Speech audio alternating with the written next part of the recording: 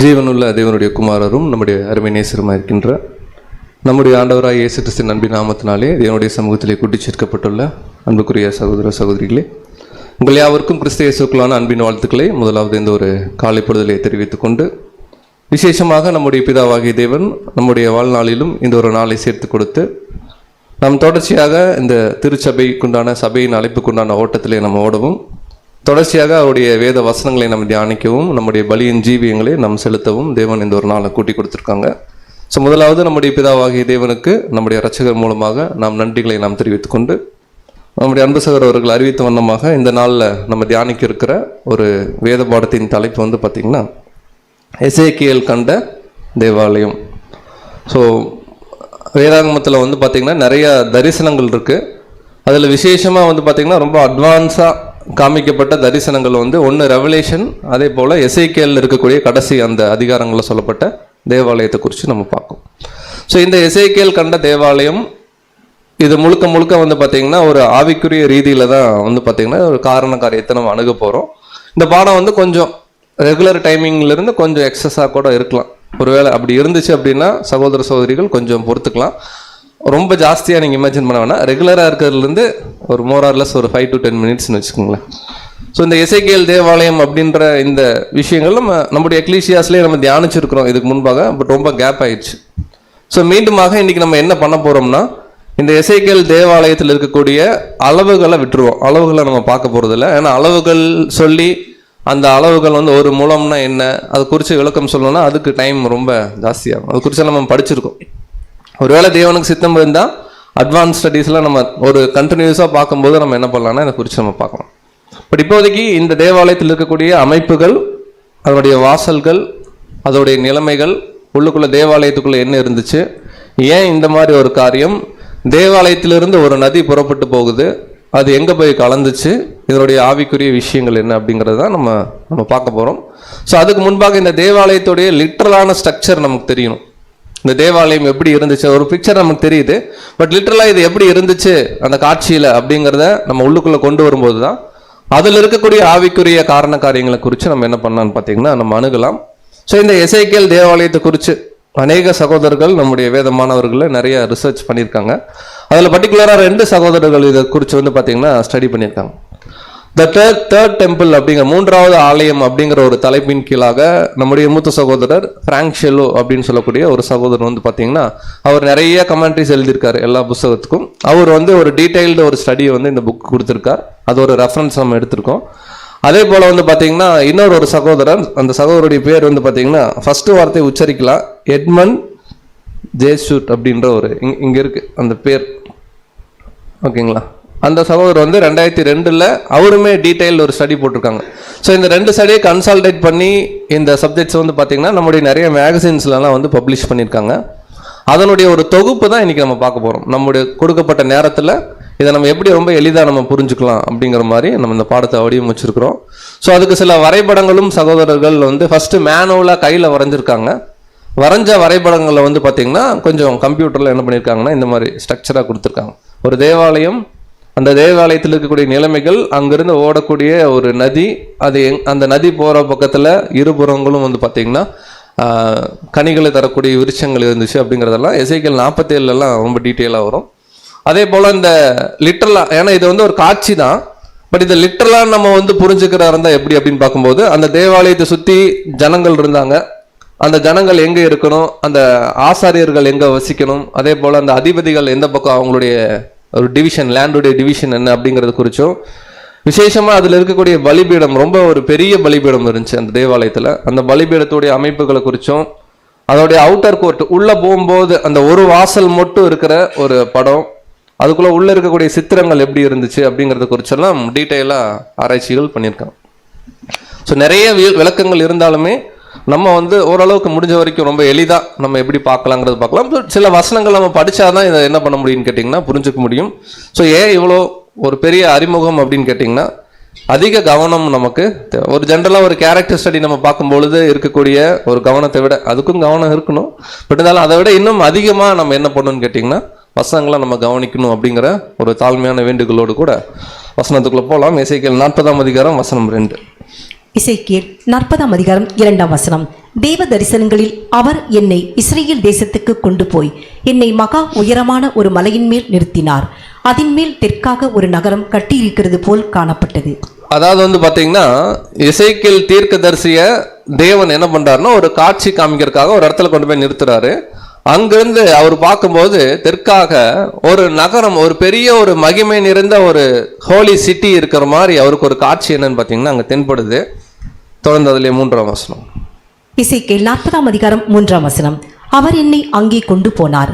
இது அங்கே ஒரு புருஷன் இருந்தார். அவருடைய தோற்றம் வெண்கலமாய் இருந்தது.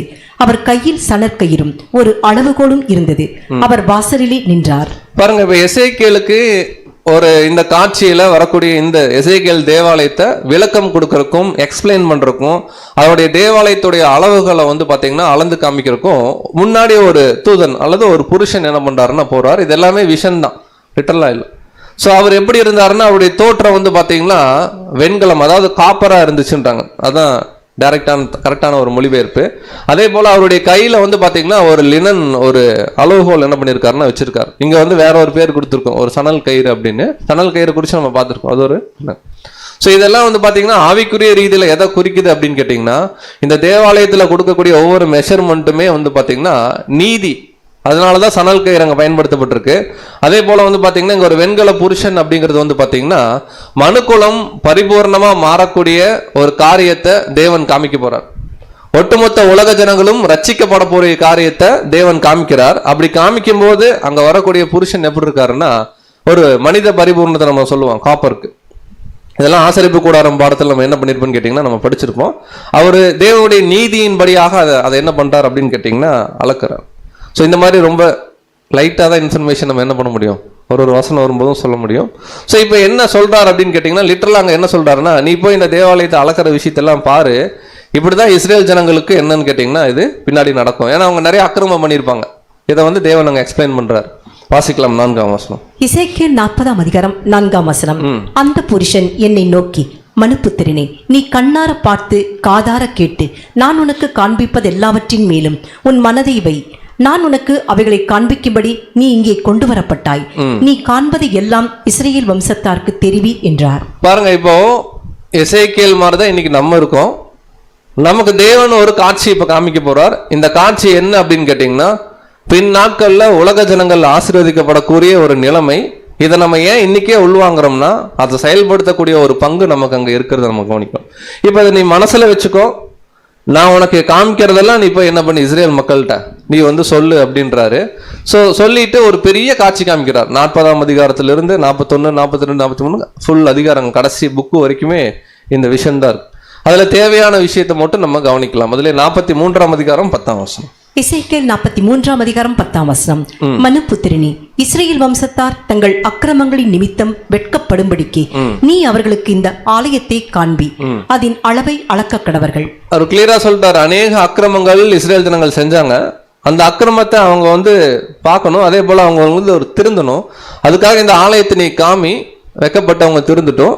இந்த அளவுகளை என்ன பண்ண அளந்துருந்தார். ஸோ இந்த அளவுகள்லையும் நிறைய ஆழமான காரியங்கள் கட்டாயம் இருக்கும். பட் இந்த நாளில் அளவுகளுக்குள்ள நம்ம என்ன பண்ணலன்னா போகல. சரி, நம்ம ஒவ்வொரு வசனமா படிச்சு இமேஜினேஷன் பண்ண முடியாது இந்த தேவாலயத்தை குறித்து. ஏன்னா நம்ம சொல்லலாம், பட் நம்ம என்ன நோக்கத்தில் இதை சொல்றோமோ அதே அண்டர்ஸ்டாண்டிங்ல எல்லாருக்கும் அது போகுமான்னு தெரியல. அதனால இதை குறித்து ஒரு நிறைய வீடியோஸ் வந்து பார்த்தீங்கன்னா இப்போ ரீசெண்ட் டேஸ்ல 2008-9 பார்த்தீங்கன்னா நிறைய வீடியோஸ் வந்து மேக் பண்ணியிருக்காங்க. லிட்டரலா இந்த கன்ஸ்ட்ரக்ஷன் அப்படின்னு அதில் ரொம்ப ஆப்டா இருக்கக்கூடிய ஒரு வீடியோவை நம்ம பிளே பண்ணலாம். 12 நிமிஷம் வீடியோ. ஆனால் நம்ம பாடத்தில் டக்குன்னு என்ன பண்ணுவோம்னு கேட்டிங்கன்னா ஃபாஸ்ட்டாக போயிடுவோம். ஃபர்ஸ்ட் இந்த வீடியோவை நீங்கள் அப்சர்வ் பண்ணிக்கோங்க. இந்த வீடியோவில் அது வர வர என்னென்ன காரியங்கள் சொல்லிடலாம். அப்புறம் தேவையான வசனங்களை மட்டும் நம்ம என்ன பண்ணலாம்னு கேட்டிங்கன்னா நம்ம படிக்கலாம். ஸோ பார்த்தீங்கன்னா இதுதான் எசேக்கியேல் தேவாலயத்துடைய ஒரு ஸ்ட்ரக்சர். ஓகேங்களா? ஒவ்வொன்றா டீட்டெயிலிங் அவங்க கொடுப்பாங்க. ஸோ வந்து பார்த்தீங்கன்னா இது கம்ப்ளீட்டாக இருக்குது. இதுதான் ஹோலி சிட்டின்னு சொல்லி அவர் சொல்கிறாரு எசேக்கியேல் வந்து. இப்போ இந்த தேவாலயம் கிழக்க நோக்கி இருக்கு. ஓகேங்களா? இதுதான் கிழக்கு பகுதி. கிழக்க நோக்கி இருக்கும்போதே வந்து பார்த்தீங்கன்னா வாசல்கள் அங்கே இருக்கும். அந்த வாசல்கள் குறித்து சொல்கிறாங்க. இதெல்லாம் அளவுகள் எல்லாமே பேசுவாங்க. அதெல்லாம் நம்ம ஸ்கிப் பண்ணிக்கிறோம் நம்ம. ஓகேங்களா? இதனுடைய மெஷர்மெண்ட் என்ன, ஒரு கியூபிக்னா என்ன, அப்படின்னு சொல்லுவாங்க. இது வந்து கிழக்கு நோக்கி இருக்கக்கூடிய ஒரு வாசல், ஈஸ்டர்ன் கேட்டுன்னு சொல்லுவாங்க, கிழக்கு வாசல் அப்படின்னு சொல்லுவாங்க. கிழக்கு வாசல் பற்றி படிக்கும்போது நீங்கள் ஞாபகம் வச்சுக்கோங்க. இந்த வாசலுக்குள்ளே போனாலே இது அப்படி ஒரு நம்ம பாஷையில் சொன்னால் ஒரு சந்து மாதிரி இருக்கும், ஆனால் பெருசு ரொம்ப. இதுக்குள்ளே நிறைய அறைகள் இருக்கும். லெஃப்ட் சைடு வந்து பார்த்தீங்கன்னா ஒரு அறை இருக்கும். இதை வந்து காவல்காரருடைய அறைகள் அப்படின்னு சொல்லியெல்லாம் சொல்லப்பட்டிருக்கும். ஒரு அறையுடைய லென்த் என்ன, அதே போல் அதுக்குள்ள பேரிச்ச மரத்துடைய சித்திரங்கள் இருக்கும். அந்த அறைக்கு முன்னாடி இருக்கக்கூடிய இந்த பகுதி ஒரு தடுப்பு மாதிரி இருக்கும், அதோடைய அளவுகள் என்ன அப்படிங்கிறது எல்லாமே வசனத்தில் என்ன பண்ணுவாங்கன்னு சொல்லுவாங்க. அப்போ ஒரு கேட் அப்படின்னு சொன்னால் அந்த கேட்டுக்குள்ளேயே ரூம்ஸ் இருக்கு. அந்த ரூம்ஸுக்கு பின்னாடி ஜன்னல்ஸ் வந்து பார்த்தீங்கன்னா ஒரு நீளமாக இருக்கிறத அவங்க காமிப்பாங்க. ஸோ இந்த இதில் நம்ம காமிக்கலாம்.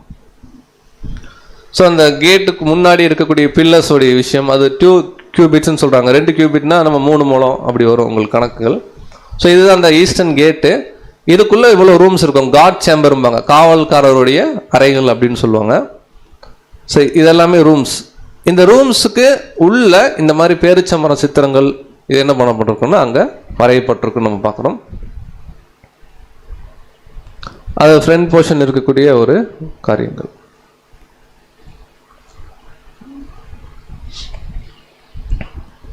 இதுதான் ஈஸ்டர்ன் கேட்டு. இங்கேயும் நிறைய வந்து பார்த்தீங்கன்னா அறைகள்லாம் அங்கே வெளியவே கட்டப்பட்டிருக்கும். இதில் இருக்கக்கூடிய இந்த பில்லருடைய சைஸ் மெஷர்மெண்ட்லாம் இருக்கும். ஃபர்ஸ்ட் அந்த ஸ்ட்ரக்சர் மட்டும் நம்ம பொறுமையாக பார்த்துடலாம், அப்புறம் நம்ம வசனங்களுக்குள்ள நம்ம போயிடலாம். ஸோ அதில் வந்து ஒடுக்கான ஜன்னல்கள் இருக்கும்லாம் வசனங்கள் இருக்கும். அந்த ஒடுக்கான ஜன்னல்ங்கிறது இப்படி நேரோவாக இருக்கும். இது ரொம்ப சின்னதாக இருக்க மாதிரி இருக்கு நம்ம பார்க்கும் பொழுது, பட் பெரிய ஒரு கட்டடன்றதை நம்ம மனசில் வச்சுக்கலாம். ஸோ இது ஈஸ்டர்ன் கேட்டு. இந்த பேரிச்ச மர சித்திரங்கள்லாம் அவங்க என்ன பண்ணுறாங்கன்னா கோடிட்டு காமிக்கிறாங்க. ஸோ இப்போ பார்த்தது நம்ம இது மட்டும்தான் பார்த்துருக்கோம். இதுக்கு இணையாக இது எல்லாமே இருக்கும். இது வந்து அவுட்டர் கோர்ட்டும்பாங்க, வெளிப்பிரகாரம் அப்படின்னு சொல்லுவாங்க. இந்த இடம் நான் இருங்க உங்களுக்கு மவுஸில் காமிக்கிறேன், சாரி. இதை வந்து அவுட்டர் கோர்ட்டுன்னு சொல்லுவாங்க. நான் இங்கே காமிக்கிற இடம் ஒயிட் கலர் இருக்கு இல்லைங்களா, அது அவுட்டர் கோர்ட்டும்பாங்க. இது வந்து பெர்மனன்ட்னு சொல்லுவாங்க, அதாவது வெளியே இருக்கக்கூடிய ஒரு இடம். கேட் வந்து பார்த்தீங்கன்னா இது ஈஸ்டர்ன் கேட். 3 கேட் இருக்கும், ஈஸ்ட்டு, நார்த்து, சவுத்து. இதுக்கு இணையாக இங்கே ஒரு இடம் இருக்கும், இது வந்து இன்னர் கோர்ட்டுன்னு சொல்லுவாங்க. இது அவுட்டர் கோர்ட்டு, இது இன்னர் கோர்ட்டு. இன்னர் கோர்ட்லேயும் 3 கேட் இருக்கும். அதான் இங்கே சொல்கிறாங்க நார்த் கேட்டு. நம்ம ஈஸ்டர்ன் கேட்டு என்ன அளவு பார்த்தோமோ அதுக்கு இணையாக வந்து எல்லா கேட்டுமே இருக்கும். ஒரு கேட்டை ஸ்டடி பண்ணிட்டோம்னா போதும், அந்த கேட்டில் இருக்கிற எல்லாமே இணையாக இருக்கும். அந்த 2 கேட்டுக்கு நடுவில் இருக்கக்கூடிய அளவு வந்து பார்த்தீங்கன்னா 100 கியூபிட்ஸ். 100 கியூபிட்ஸ்னால் நம்ம ஸ்லாங்கில் ஒரு 150 அடின்ற மாதிரி நம்ம எடுத்துக்கலாம். இது அவுட்டர் கேட்டு, இது இன்னர் கேட்டுன்னு நம்ம பார்க்குறோம். இந்த எம்டி ஸ்பேஸ் 2 கேட்டுக்கு நடுவில் இருக்கிற எம்டி ஸ்பேஸ் வந்து அவுட்டர் கோர்ட்டுன்னு சொல்லுவாங்க. இந்த கேட்டு தாண்டி இருக்கிற ஸ்பேஸ் வந்து பார்த்தீங்கன்னா இன்னர் கோர்ட்டுன்னு சொல்லுவாங்க. ஓகேங்களா? ஓகே, இது அவுட்டர், இது இன்னர். இங்கே ஒரு பலிபீடம் இருக்கும், நான் இதுலேயே இப்போ டக்குன்னு காமிச்சிட்றேன், ஒவ்வொன்றா டைம் ஆயிரும். இது இன்னர் கோர்ட்டு. இங்கே ஒரு பலிபீடம் இருக்கு இல்லைங்களா, இந்த பலிபீடம் பெரிய ஒரு பலிபீடமாக அங்கே இருக்கும். எப்படி வெளியே 3 கேட் பார்த்தோமோ அதே பாருவாங்க, இங்கே ஒரு கேட்டு, இங்கே ஒரு கேட்டு, இங்கே ஒரு கேட்டு, 3 கேட் இருக்குது. இங்கே ஒரு பலிபீடம் இருக்குது. இங்கெல்லாம் வந்து பார்த்தீங்கன்னா சைடில் இடங்கள் இருக்கும். நிறைய அறைகள்லாம் என்னென்னு கேட்டிங்கன்னா அங்கே கொடுக்கப்பட்டிருக்கும். மேஜைகள் வைக்கப்பட்டிருக்கும், பலி பொருளை வைக்கிறதுக்காக அப்படின்ற காரியங்கள்லாம் அங்கே இருக்குது. ஸோ இது இந்த இடத்துலையும் சில மேஜைகள் அங்கே வந்து வச்சுருப்பாங்க. ஸோ இவ்வளோ டீட்டெயிலிங் மேஜைகள் குறிச்செல்லாம் நம்ம இன்றைக்கி பார்க்க போகிறதில்ல. ஸோ இந்த வீடியோவில் வரனால நம்ம அதை ஜஸ்ட் நம்ம ஷேர் பண்ணுறோம். கீழேயும் இங்கே மேஜைகள் வைக்கப்பட்டிருக்கோம். இந்த மேஜைக்கு அளவுகள் எல்லாமே வந்து தேவன் வந்து டீட்டெயிலாக அங்கே கொடுத்துருப்பார்.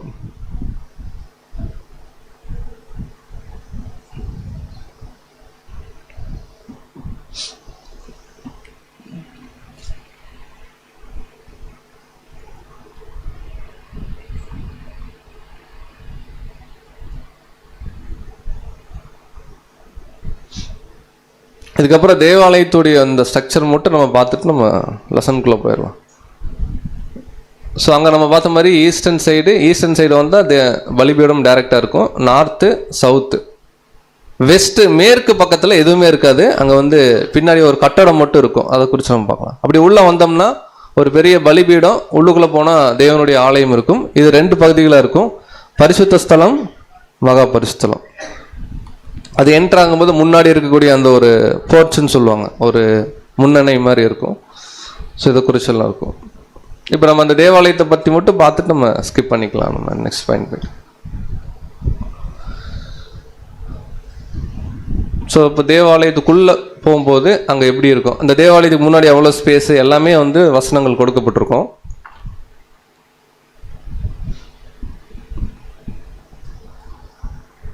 பட் இந்த வசனங்கள் படித்து இதுதான் குறிக்குதுன்னு கண்டுபிடிக்கிறதுக்கே நிறையா சிரமங்கள் இருக்கு. இது வந்து பார்த்தீங்கன்னா பரிசுத்த ஸ்தலம். இந்த பரிசுத்த ஸ்தலத்துக்குள்ளே எதுவுமே இருக்காது. ஆசரிப்பு கூடாரத்தில் நிறைய இருக்கும். ஒரே ஒரு மர பீடம் இருக்கும், தூப பீடம் மாதிரி, ஆனால் நெருப்பு எரியாது. ஒரே ஒரு மர பீடம் மட்டும் இந்த ஆலயத்துக்குள்ளே காணப்படும். வேற எதுவுமே அங்கே என்னன்னு கேட்டிங்கன்னா இருக்காதுன்னு நம்ம பார்க்கணும் பரிசுத்த ஸ்தலத்துக்கு. ஸோ இதுதான் தேவாலயம் இருக்கிற இடம். இந்த இன்னர் கோர்ட்டை விட ஒரு சைஸ், ஒரு ஹைட் இன்னும் ஜாஸ்தி இருக்கும் இந்த தேவாலயம் இருக்கிற இடம். ஸோ இது நமக்கு தெரியும் டேபர்நாக்கல் மாதிரி. இது வந்து செவ்வகத்துலேயும் இது வந்து சதுரமாகவும் ஸ்கொயராக இருக்கிற மாதிரி இருக்கும். ஸோ இன்னும் டீட்டெயிலாக இதுக்குள்ளே இருக்குது. பட் இப்போதைக்கு நம்ம இந்த வீடியோ நம்ம இதோட நம்ம என்ன பண்ணோம்னா ஸ்கிப் பண்ணிக்கலாம். ஸோ இதுதான் நம்ம பார்த்தோம். இப்போ பார்த்த விஷயத்தை நம்ம ஜஸ்ட் ஷேர் பண்ணுறோம். இதுதான் வந்து கிழக்கு பக்கம், இதுதான் என்ட்ரன்ஸ், ப்ரைம் என்ட்ரன்ஸ் மாதிரி அங்கே சொல்லப்பட்டிருக்கு.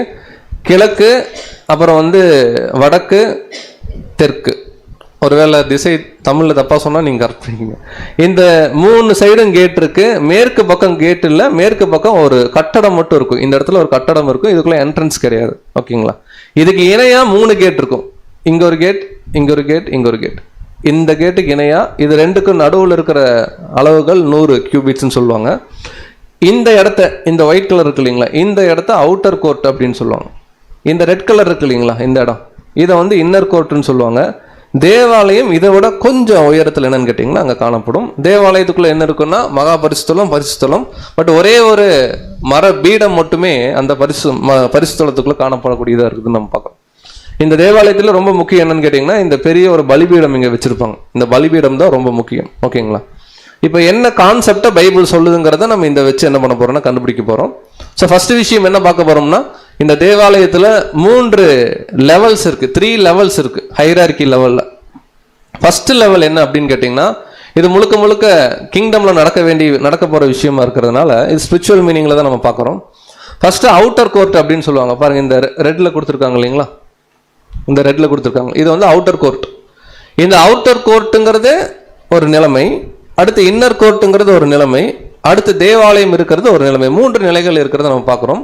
ஸோ முதல்ல இந்த வெளிப்பிரகாரம் எதை குறிக்குது அப்படின்னு கேட்டிங்கன்னா, நாளைக்கு உலக ஜனங்கள் ஒரு பூமிக்குரிய ஒரு நிலைமையில் உயிர் தெழுந்து வருவாங்க இல்லைங்களா, அந்த நிலையை குறிக்கிறதா எது அப்படின்னு கேட்டிங்கன்னா இந்த அவுட்டர் கோர்ட். நல்லா கவனிச்சுக்கலாம். இந்த அவுட்டர் கோர்ட் வந்து உலக ஜனங்களுடைய பூமிக்குரிய ஒரு நிலை, மாம்சீக நிலைன்னு வச்சுக்கோங்களேன். அந்த நிலை தான் வந்து பார்த்தீங்கன்னா அவுட்டர் கோர்ட். இது ஃபர்ஸ்ட் லெசன். அப்படின்னா உலக ஜனங்களால் இங்கே போக முடியுமா அப்படின்னு கேட்டால் நம்ம என்ன பதில் சொல்லலாம்? போக முடியாது. அடுத்தது உட்பிரகாரம்னு ஒன்று சொல்லுவாங்க. இதுதான் இன்னர் கோர்ட். இந்த இன்னர் கோர்ட் என்ன அப்படின்னு கேட்டிங்கன்னா அது பூமிக்குரிய நிலை மாதிரி, இது வந்து ஆவிக்குரிய ஒரு நிலையை குறிக்குது. அப்போ அவுட்டர் கோர்ட் பூமிக்குரிய நிலை, இன்னர் கோர்ட் ஆவிக்குரிய நிலை. அப்போ அதை தாண்டி ஒரு நிலை இருக்க தேவாலயம் இருக்கிற ஒரு நிலை. அது எந்த நிலை அப்படின்னு கேட்டிங்கன்னா அதுதான் தேவன், கிறிஸ்து, சபை 3 பேரும் இருக்கக்கூடிய ஒரு அழியாமை நிலை அங்கே குறிக்கிறதா இருக்கிறது அன்புக்குரிய சகோதர சகோதரர்களே. ஸோ ஸ்டார்டிங்கிறதுனால கொஞ்சம் டைம் எடுத்துக்கிறோம். இங்கே என்ன பாயிண்ட் நம்ம கவனிக்கணும் அப்படின்னு கேட்டிங்கன்னா, அவுட்டர் கோர்ட்டு வெளிப்பிரகாரம், உட்பிரகாரம் ஆலயம் இருக்கிற நிலை. வெளிப்பிரகாரம் உலக ஜனங்கள் நாளைக்கு உயிர்த்திலிருந்து வந்து தேவனுடைய ஆசீர்வாதங்கள் வாங்கக்கூடிய, கூடி வரக்கூடிய ஒரு இடமாக கன்சிடர் பண்ணுறாங்க. உட்பிரகாரம் என்னன்னா ஆவிக்குரிய நிலை, தேவ தூதர்களுடைய நிலை, திரள் கூட்டத்துடைய நிலை, மற்ற எல்லாம் ஆவிக்குரிய ஜீவிகள் இருக்கிற ஒரு நிலை என்ன பண்ணுதுன்னு கேட்டிங்கன்னா குறிக்குது. அதையும் தாண்டி ஆலயம் இருக்கிற நிலை வந்து பார்த்தீங்கன்னா பிதாவாகி தேவன், கர்த்தராகிய இயேசு கிறிஸ்து 144,000 பேர் மட்டுமே சுதந்திரிச்சிருக்கிற அல்லது சுதந்திரிக்க போகிற அழியாமை அப்படிங்கக்கூடிய ஒரு நிலையை அது குறிக்கிறதா இருக்கு. ஸோ இந்த 3 நிலைகளையுமே தேவன் ஆசரிப்பு கூடாரத்திலே வைக்கிறார். ஆசரிப்பு கூடாரத்தில் எப்படி வைக்கிறாருன்னு பார்த்தீங்கன்னா 3 விஷயம் இருக்கும். பிரகாரம், பரிசுத்த ஸ்தலம், மகா பரிசுத்தலம். இந்த மகா பரிசுத்தலத்துக்குள்ள யார் மட்டும்தான் போக முடியும் அப்படின்னு கேட்டிங்கன்னா சபை. இது அழியாமை நிலை குறிக்கிறதா இருக்கிறத நம்ம பார்க்குறோம். ஓகேங்களா? இந்த இடம் வந்து பார்த்தீங்கன்னா ஆவிக்குரிய நிலை, ஸ்பிரிச்சுவல் அப்படிங்கிற ஒரு நிலை குறிக்கிறதா இருக்குது. இதை தேவன் வச்சிருக்கார். இது வந்து பார்த்தீங்கன்னா ஒரு மாம்சீக நிலை குறிக்கிறதா இருக்கு. ஸோ இந்த அடிப்படையில் தான் எசேக்கியேல் தேவாலயத்திலும் தேவன் சில காரியங்கள் என்ன பண்ணுறாருன்னா கொடுக்குறாரு. அப்போது திருச்சபை ஒரு அழியாமைக்குள்ளே போகிறத நம்ம எப்படி புரிஞ்சுக்கலாம்னா, நம்ம ரெவலேஷனில் படிக்கிறோம் இல்லைங்களா, யாரெல்லாம் ஜெயம் கொள்றாங்களோ அவனை என் தேவனுடைய ஆலயத்தில் நான் என்ன பண்ணுவேன். அப்போ எந்த தேவனுடைய ஆலயத்துல தூணாக்குவீங்க அப்படின்னு கேள்வி கேட்டா, இதுக்கெல்லாம் தேவன் ஒரு ஆவிக்குரிய ஒரு விஷயத்தை என்ன பண்றாரா, நம்ம கண் முன்னாடி என்ன பண்றாருன்னா கொண்டு வரார். படிச்சிடலாம். வெளிப்படுத்தல் 3ஆம் அதிகாரம் 12ஆம் வசனம். வெளிப்படுத்தல் 3ஆம் அதிகாரம் 12ஆம் வசனம். ஜெயம் கொள்கிறவன் எவனோ அவனை என் தேவனுடைய ஆலயத்திலே தூணாக்குவேன், அதினின்று அவன் ஒரு காலம் நீங்குவதில்லை. என் தேவனுடைய நாமத்தையும் என் தேவனால் பரலோகத்திலிருந்து இறங்கி வருகிற புதிய எருசலேமாகிய என் தேவனுடைய நகரத்தின் நாமத்தையும் என் புதிய நாமத்தையும் அவன் மேல் எழுதுவேன். அப்ப நல்லா கவனிச்சுக்கலாம் அன்புக்குரிய சகோதர சகோதரி. சபை இன்னைக்கு நம்ம எதுக்காக ஓடிட்டு இருக்கோம்? அதுதான் பிரதர் அடிக்கடி மறந்து போயிடுது.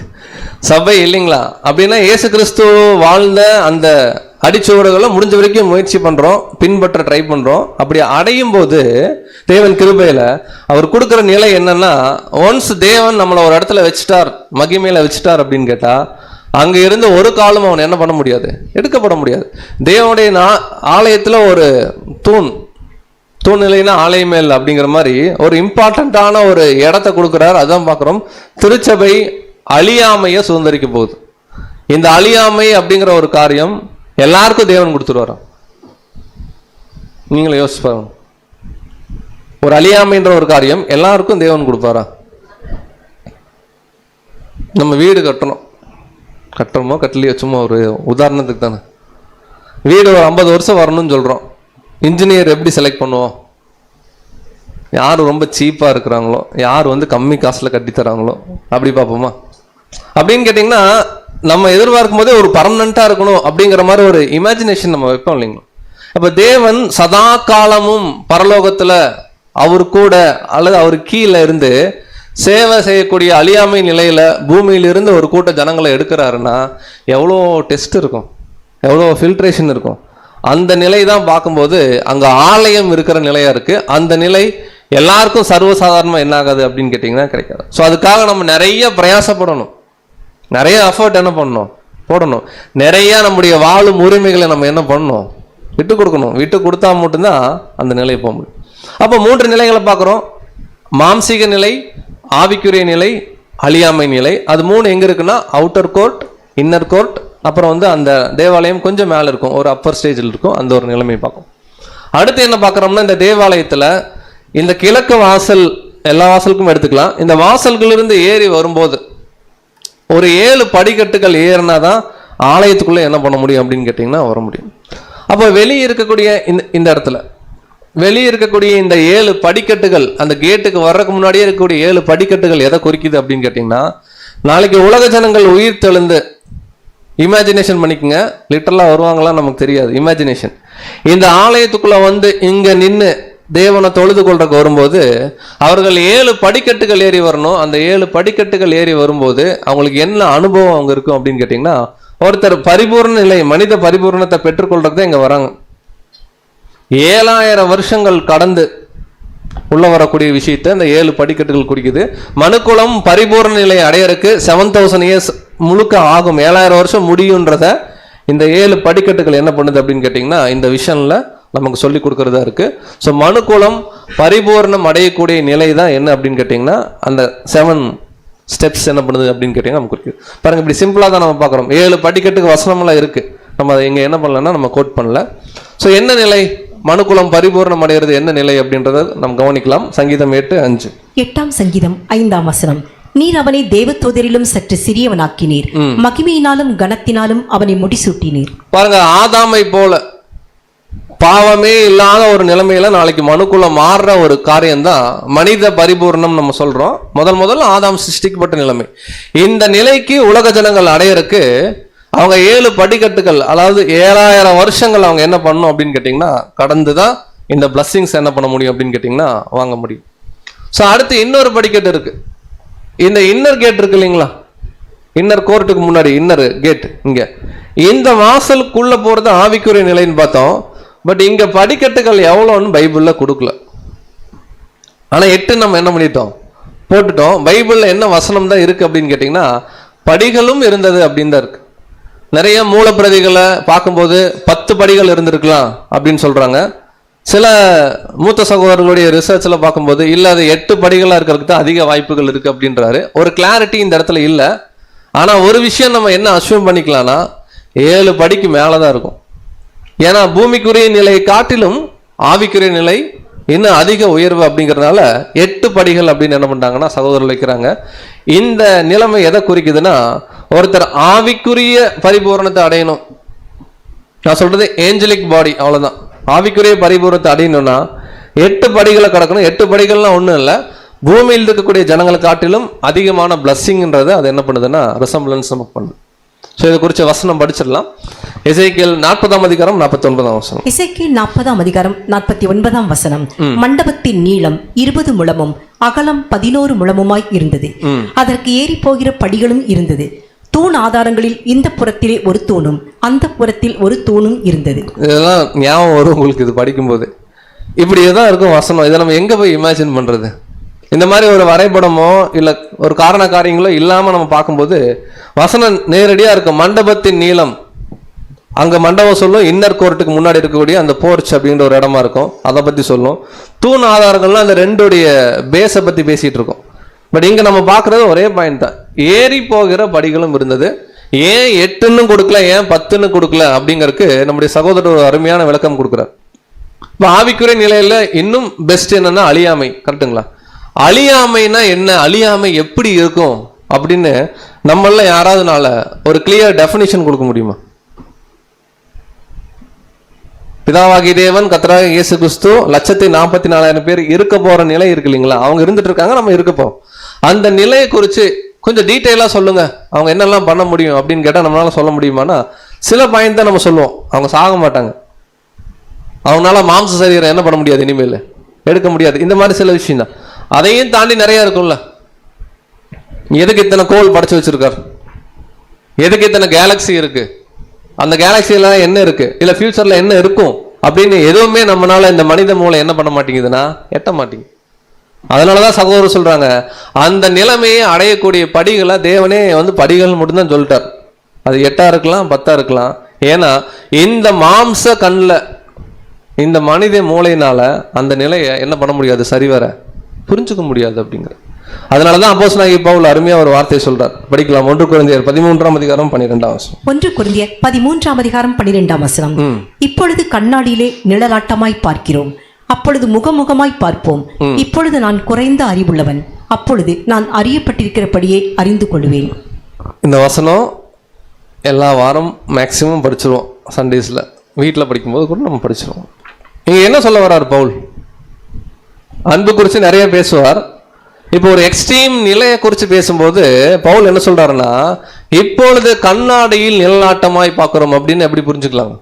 இப்போ ஒரு பிம்பம் மட்டும் தெரியுது, கண்ணு சரியா தெரியாம இருந்தா அப்படி இருக்குங்க. இப்போ ஒரு பிம்பம் மட்டும் தெரியுது, அழியாமைன்னு ஒன்று இருக்கு, சபைன்னு ஒரு வகுப்பார் போறாங்க, அவங்க தேவனோடு இருக்க போறாங்க, அதுக்கு அன்பு பிரதானம், இதெல்லாம் சொல்றார் மேன்மையான வரங்கள்ல.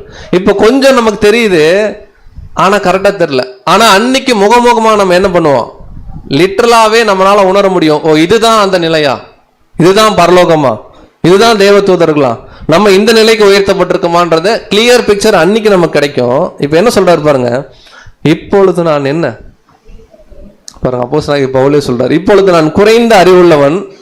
அப்ப எனக்கு கிளியரா என்னன்னு கேட்டீங்கன்னா அந்த பிக்சர் தெரியும். அதனாலதான் அந்த படிகளை குறித்து கூட சொல்லும்போது வேதாகம வசனம் என்ன சொல்றதுன்னா, ஏறுகிற படிகள் அப்படிங்கிற ஒரு பாயிண்ட்டை சொல்றதாக சகோதரர்கள் அங்க சொல்றோம். ஸோ இப்போ நம்ம என்னென்னலாம் பார்த்துருக்கோம்னா, இந்த நிலைமைகள் குறித்து பார்த்துருக்கோம். அப்புறம் பார்த்தீங்கன்னா இப்போ நம்ம பார்த்தது இங்க இருந்த படிகள், இதே மாதிரி இங்கே இருக்கும், இங்கே இருக்கும், அதே போல் இங்கே இருக்கும், இங்கே இருக்கும். இந்த படிகள் குறித்து பார்த்துட்டோம். இப்போ அடுத்து என்ன பார்க்க போறோம்னா, இந்த கேட் ஏன் இந்த 3 வாசல் மட்டும் தேவன் வச்சார்? கிழக்கு, வடக்கு, தெற்கு. ஏன் மேற்குல வாசல் வைக்கல? இந்த 3 வாசலும் ஒரே மாதிரி தானா, இல்லை ஏதாவது வாசலுக்குள்ள ஏதாவது சில விஷயங்கள் இருக்குதாங்கிறத அடுத்து நம்ம என்ன பண்ண போறோம்னா பார்க்க போறோம். ஸோ ஃபர்ஸ்ட் விஷயம், இங்க இருந்து கிழக்கு வாசல் யாரும் போக மாட்டாங்க, ஓகேங்களா? இங்கிருந்து தான் வருவாங்க. சார் நான் இங்கேயே கை வச்சுக்கிறேன். இங்கிருந்து ஒரு உலக ஜனம், இதை லிட்டரலாக நீங்கள் எடுத்துக்க வேணாம், நான் திரும்ப சொல்கிறேன், ஸ்பிரிச்சுவலாக தான் பார்க்குறோம். பட் புரியறதுக்காக பைபிளில் லிட்டரலாக சொல்லப்பட்டிருக்கு, ஓகேங்களா? இங்கிருந்து ஒரு உலக ஜனம் உள்ளுக்குள்ள இங்க தேவனை தொழுது கொள்றதுக்காக இந்த ஏரியாவுக்கு வரணும் அப்படின்னா, இவங்க இங்க 7 படிகள் ஏறி இதுக்குள்ள யார் இருப்பாங்கன்னா காவலர் அறைன்னு ஒன்று இருக்கும். நம்ம பார்த்தோம் இல்லைங்களா, அறைகள் இந்த பக்கம் 3 அந்த பக்கம் 3, அதை கடந்து தான் வரணும். அப்போ ஒரு உலக ஜனங்கள் ஒரு உயிர்த்தெழுந்து அவங்களுடைய அந்த லைஃப் டைம், போன வாரம் சப்ஜெக்ட்ல பார்த்த மாதிரி ஒரு லைஃப் ஸ்பேன் முடிச்சு ஒரு பரிபூர்ண நிலை எட்டணும் அப்படின்னா நிறைய காரியங்கள் செக்லிஸ்ட் இருக்கு. இன்னைக்கு லிட்டரலா ஒரு பில்டிங்குள்ள போறதுக்கு முன்னாடி வாசல்ல யார் இருப்பா? காட்ஸ் இருப்பாங்க. கரெக்டுங்களா? நம்ம என்ன எடுத்துட்டு போறோமா, நம்ம யாரு, நம்ம ரியலாவே உள்ளுக்குள்ள போய் பொருள் வாங்க தான் போறோமான்னு பாக்குற மாதிரி இங்கேயே தேவன் நிறைய செக்லிஸ்ட் வைப்பார். உள்ளுக்குள்ள என்டர் ஆகிறதுக்கு பிளஸ்ஸிங்ஸ், அந்த பரிபூர்ண நிலை அப்படின்னா யோசிச்சு பாருங்க. வசனம் என்ன சொல்லுதுன்னா, தீட்டுள்ளதும் அருவருப்பும் உள்ள என்ன ஆகாது, போகாது. வாசிக்கலாம். ரெவலேஷன் 21 அதிகாரம் 27 வெளிப்படுத்தல் 21 அதிகாரம் 27 தீட்டுள்ளதும் அருவருப்பையும் பொய்யையும் நடப்பிக்கிறதும் ஆகிய ஒன்றும் அதில் பிரவேசிப்பதில்லை. ஆட்டுக்குட்டியானவரின் ஜீவ புஸ்தகத்தில் எழுதப்பட்டவர்கள் மாத்திரம் அதில் பிரவேசிப்பார்கள். பாருங்க, அந்த 1000 years முடியும் போது ஃபில்ட்ரேஷன் பத்தி பேசுறார். யாரெல்லாம் தேவன் அங்க அந்த ஃபில்ட்ரேஷனுக்குள்ள கடந்து வராங்களோ அவங்க மட்டும்தான் வருவாங்க. தீட்டுள்ளது என்ன ஆகாது, போகாது. அருவருப்பு போகாது. பொய்யை நடப்பிக்கிற ஒன்றும் போகாது. அப்ப யோசிச்சு பார்க்கலாம், இங்க நமக்கு கூட லெசன் இருக்கு. உலக ஜனங்களுக்கே இந்த மாதிரி கேரக்டர், இந்த மாதிரி சுபாவம் எல்லாம் ஃபில்ட்ரேஷன் அப்படின்னா, இன்னைக்கு சபை அழைப்புக்குள்ள நம்ம வந்திருக்கிறோம். தீட்டுள்ளது, அருவருப்பு, பொய்யை நடப்பிக்கின்ற ஒருவேளை சுபாவங்கள் நமக்குள்ள காணப்படுதுன்னு வச்சுக்கோங்களேன். நம்ம இங்கேயே என்ன பண்ணிக்கலாம்னா, நமக்கு நம்மளே ஜட்ஜ்மெண்ட் கொடுத்துக்கலாம். என்ன பண்ணலாம்னா, இந்த ஆலயத்துக்குள்ள போறதுக்குலாம் நமக்கு என்ன இல்லை அப்படின்னா மாற்றணும். நம்ம சுபாவத்தை என்ன பண்ணணும், மாற்றணும். நம்ம என்ன பண்ணணும்னா புரிஞ்சுக்கணும். பாருங்க, இதை வெளிப்படுத்தல் 21 இப்போ நம்ம பார்த்துட்டு இருக்கிறது எசேக்கியேல் 40 பார்த்துட்டு இருக்கோம். இதே வெளிப்படுத்தல் 21 அதிகாரத்தில் ஒரு ஆலயத்தை தேவன் காமிப்பார். புதிய எருசலேம் பரலோகத்திலிருந்து என்னாச்சு, இறங்கி வந்துச்சு. அதுக்கு 12 வாசல் இருந்துச்சு. வாசல்கள் முத்த போல என்னன்னு கேட்டீங்கன்னா அதனுடைய காரண காரியங்கள் இருந்துச்சு. நகரம் சதுரமா இருந்துச்சு. 1144 ஸ்தாதி இல்லைங்களா, அது மனுஷ அளவு அப்படிலாம் சொல்லி ரெவலேஷன் 21 ஒரு ஆலயம் இருக்கும். அதுவும் இதுவும் மோரார்லஸ் ஒரே மாதிரி தான் இருக்கும் கான்செப்ட். எசேக்கியேல் 40 அதிகாரத்துக்கு இருக்கிற டெம்பிளுக்கு தேவையான ரெஃபரன்ஸ் ரெவலேஷன் 21 இருக்கும். ரெவலேஷன் 21 இருக்கிற விஷயத்துக்கு தேவையான ரெஃபரன்ஸ் எசேக்கியேல் 40, 47 என்னன்னு கேட்டீங்கன்னா இருக்கும். அதனால கொஞ்சம் பேரலா சில வசனங்கள் நம்ம கோட் பண்ணும். இப்போ ஒருத்தர் உள்ள வரணும்னாலே இந்த காட்ஸ் எல்லாம் தாண்டி தான் என்ன பண்ணணும்னா உள்ளுக்குள்ள வர முடியும். ஸோ அங்கேயே தேவன் ஃபில்டர் பண்றார். தவறான சுபாவங்கள் எதுவுமே அந்த ஒரு பூரண நிலைக்கு மனிதர்கள் என்ன பண்ண முடியாதுன்னா வர முடியாது. சுபாவத்தை மாத்தினா மட்டும்தான் என்ன நிலை, மனித பரிபூர்ண நிலை. அப்போ சுபாவத்தை மாத்தினாதான் மனித பரிபூர்ணம்னா, இங்க ஆவிக்குரிய ஒரு பரிபூர்ண நிலைக்கு நம்ம போக போறோம், மேலான நிலை. இங்கேயும் நம்ம என்ன பண்ணி தான் ஆகணும், சுபாவத்தை. சில டைம் நம்ம சொல்லணும் இல்லைங்களா, பிரதர் அது என் கூடயே வந்துருச்சு, நான் மாற்றிக்கணும்னு நினைக்கிறேன், என்ன பண்ண முடியல, மாற்ற முடியும். கரெக்டு தான், நமக்குள்ளே இருக்கும். நம்ம எல்லாருக்குள்ளேயும் அந்த மாதிரி சுபாவம் இருக்கும். பலவீனங்கள் தான். ஆனால் பலவீனத்தோடெல்லாம் பரலோகம் போக முடியாது. தேவன் அதுதான் இங்கே கிளியராக சொல்றாரு. எப்படியாவது பவுல் என்ன தெரியுங்களா சொல்றாரு, எப்படியாயினும் அந்த உயிர்த்தெழுதலை நான் என்ன பண்ணணும், அந்த வல்லமை.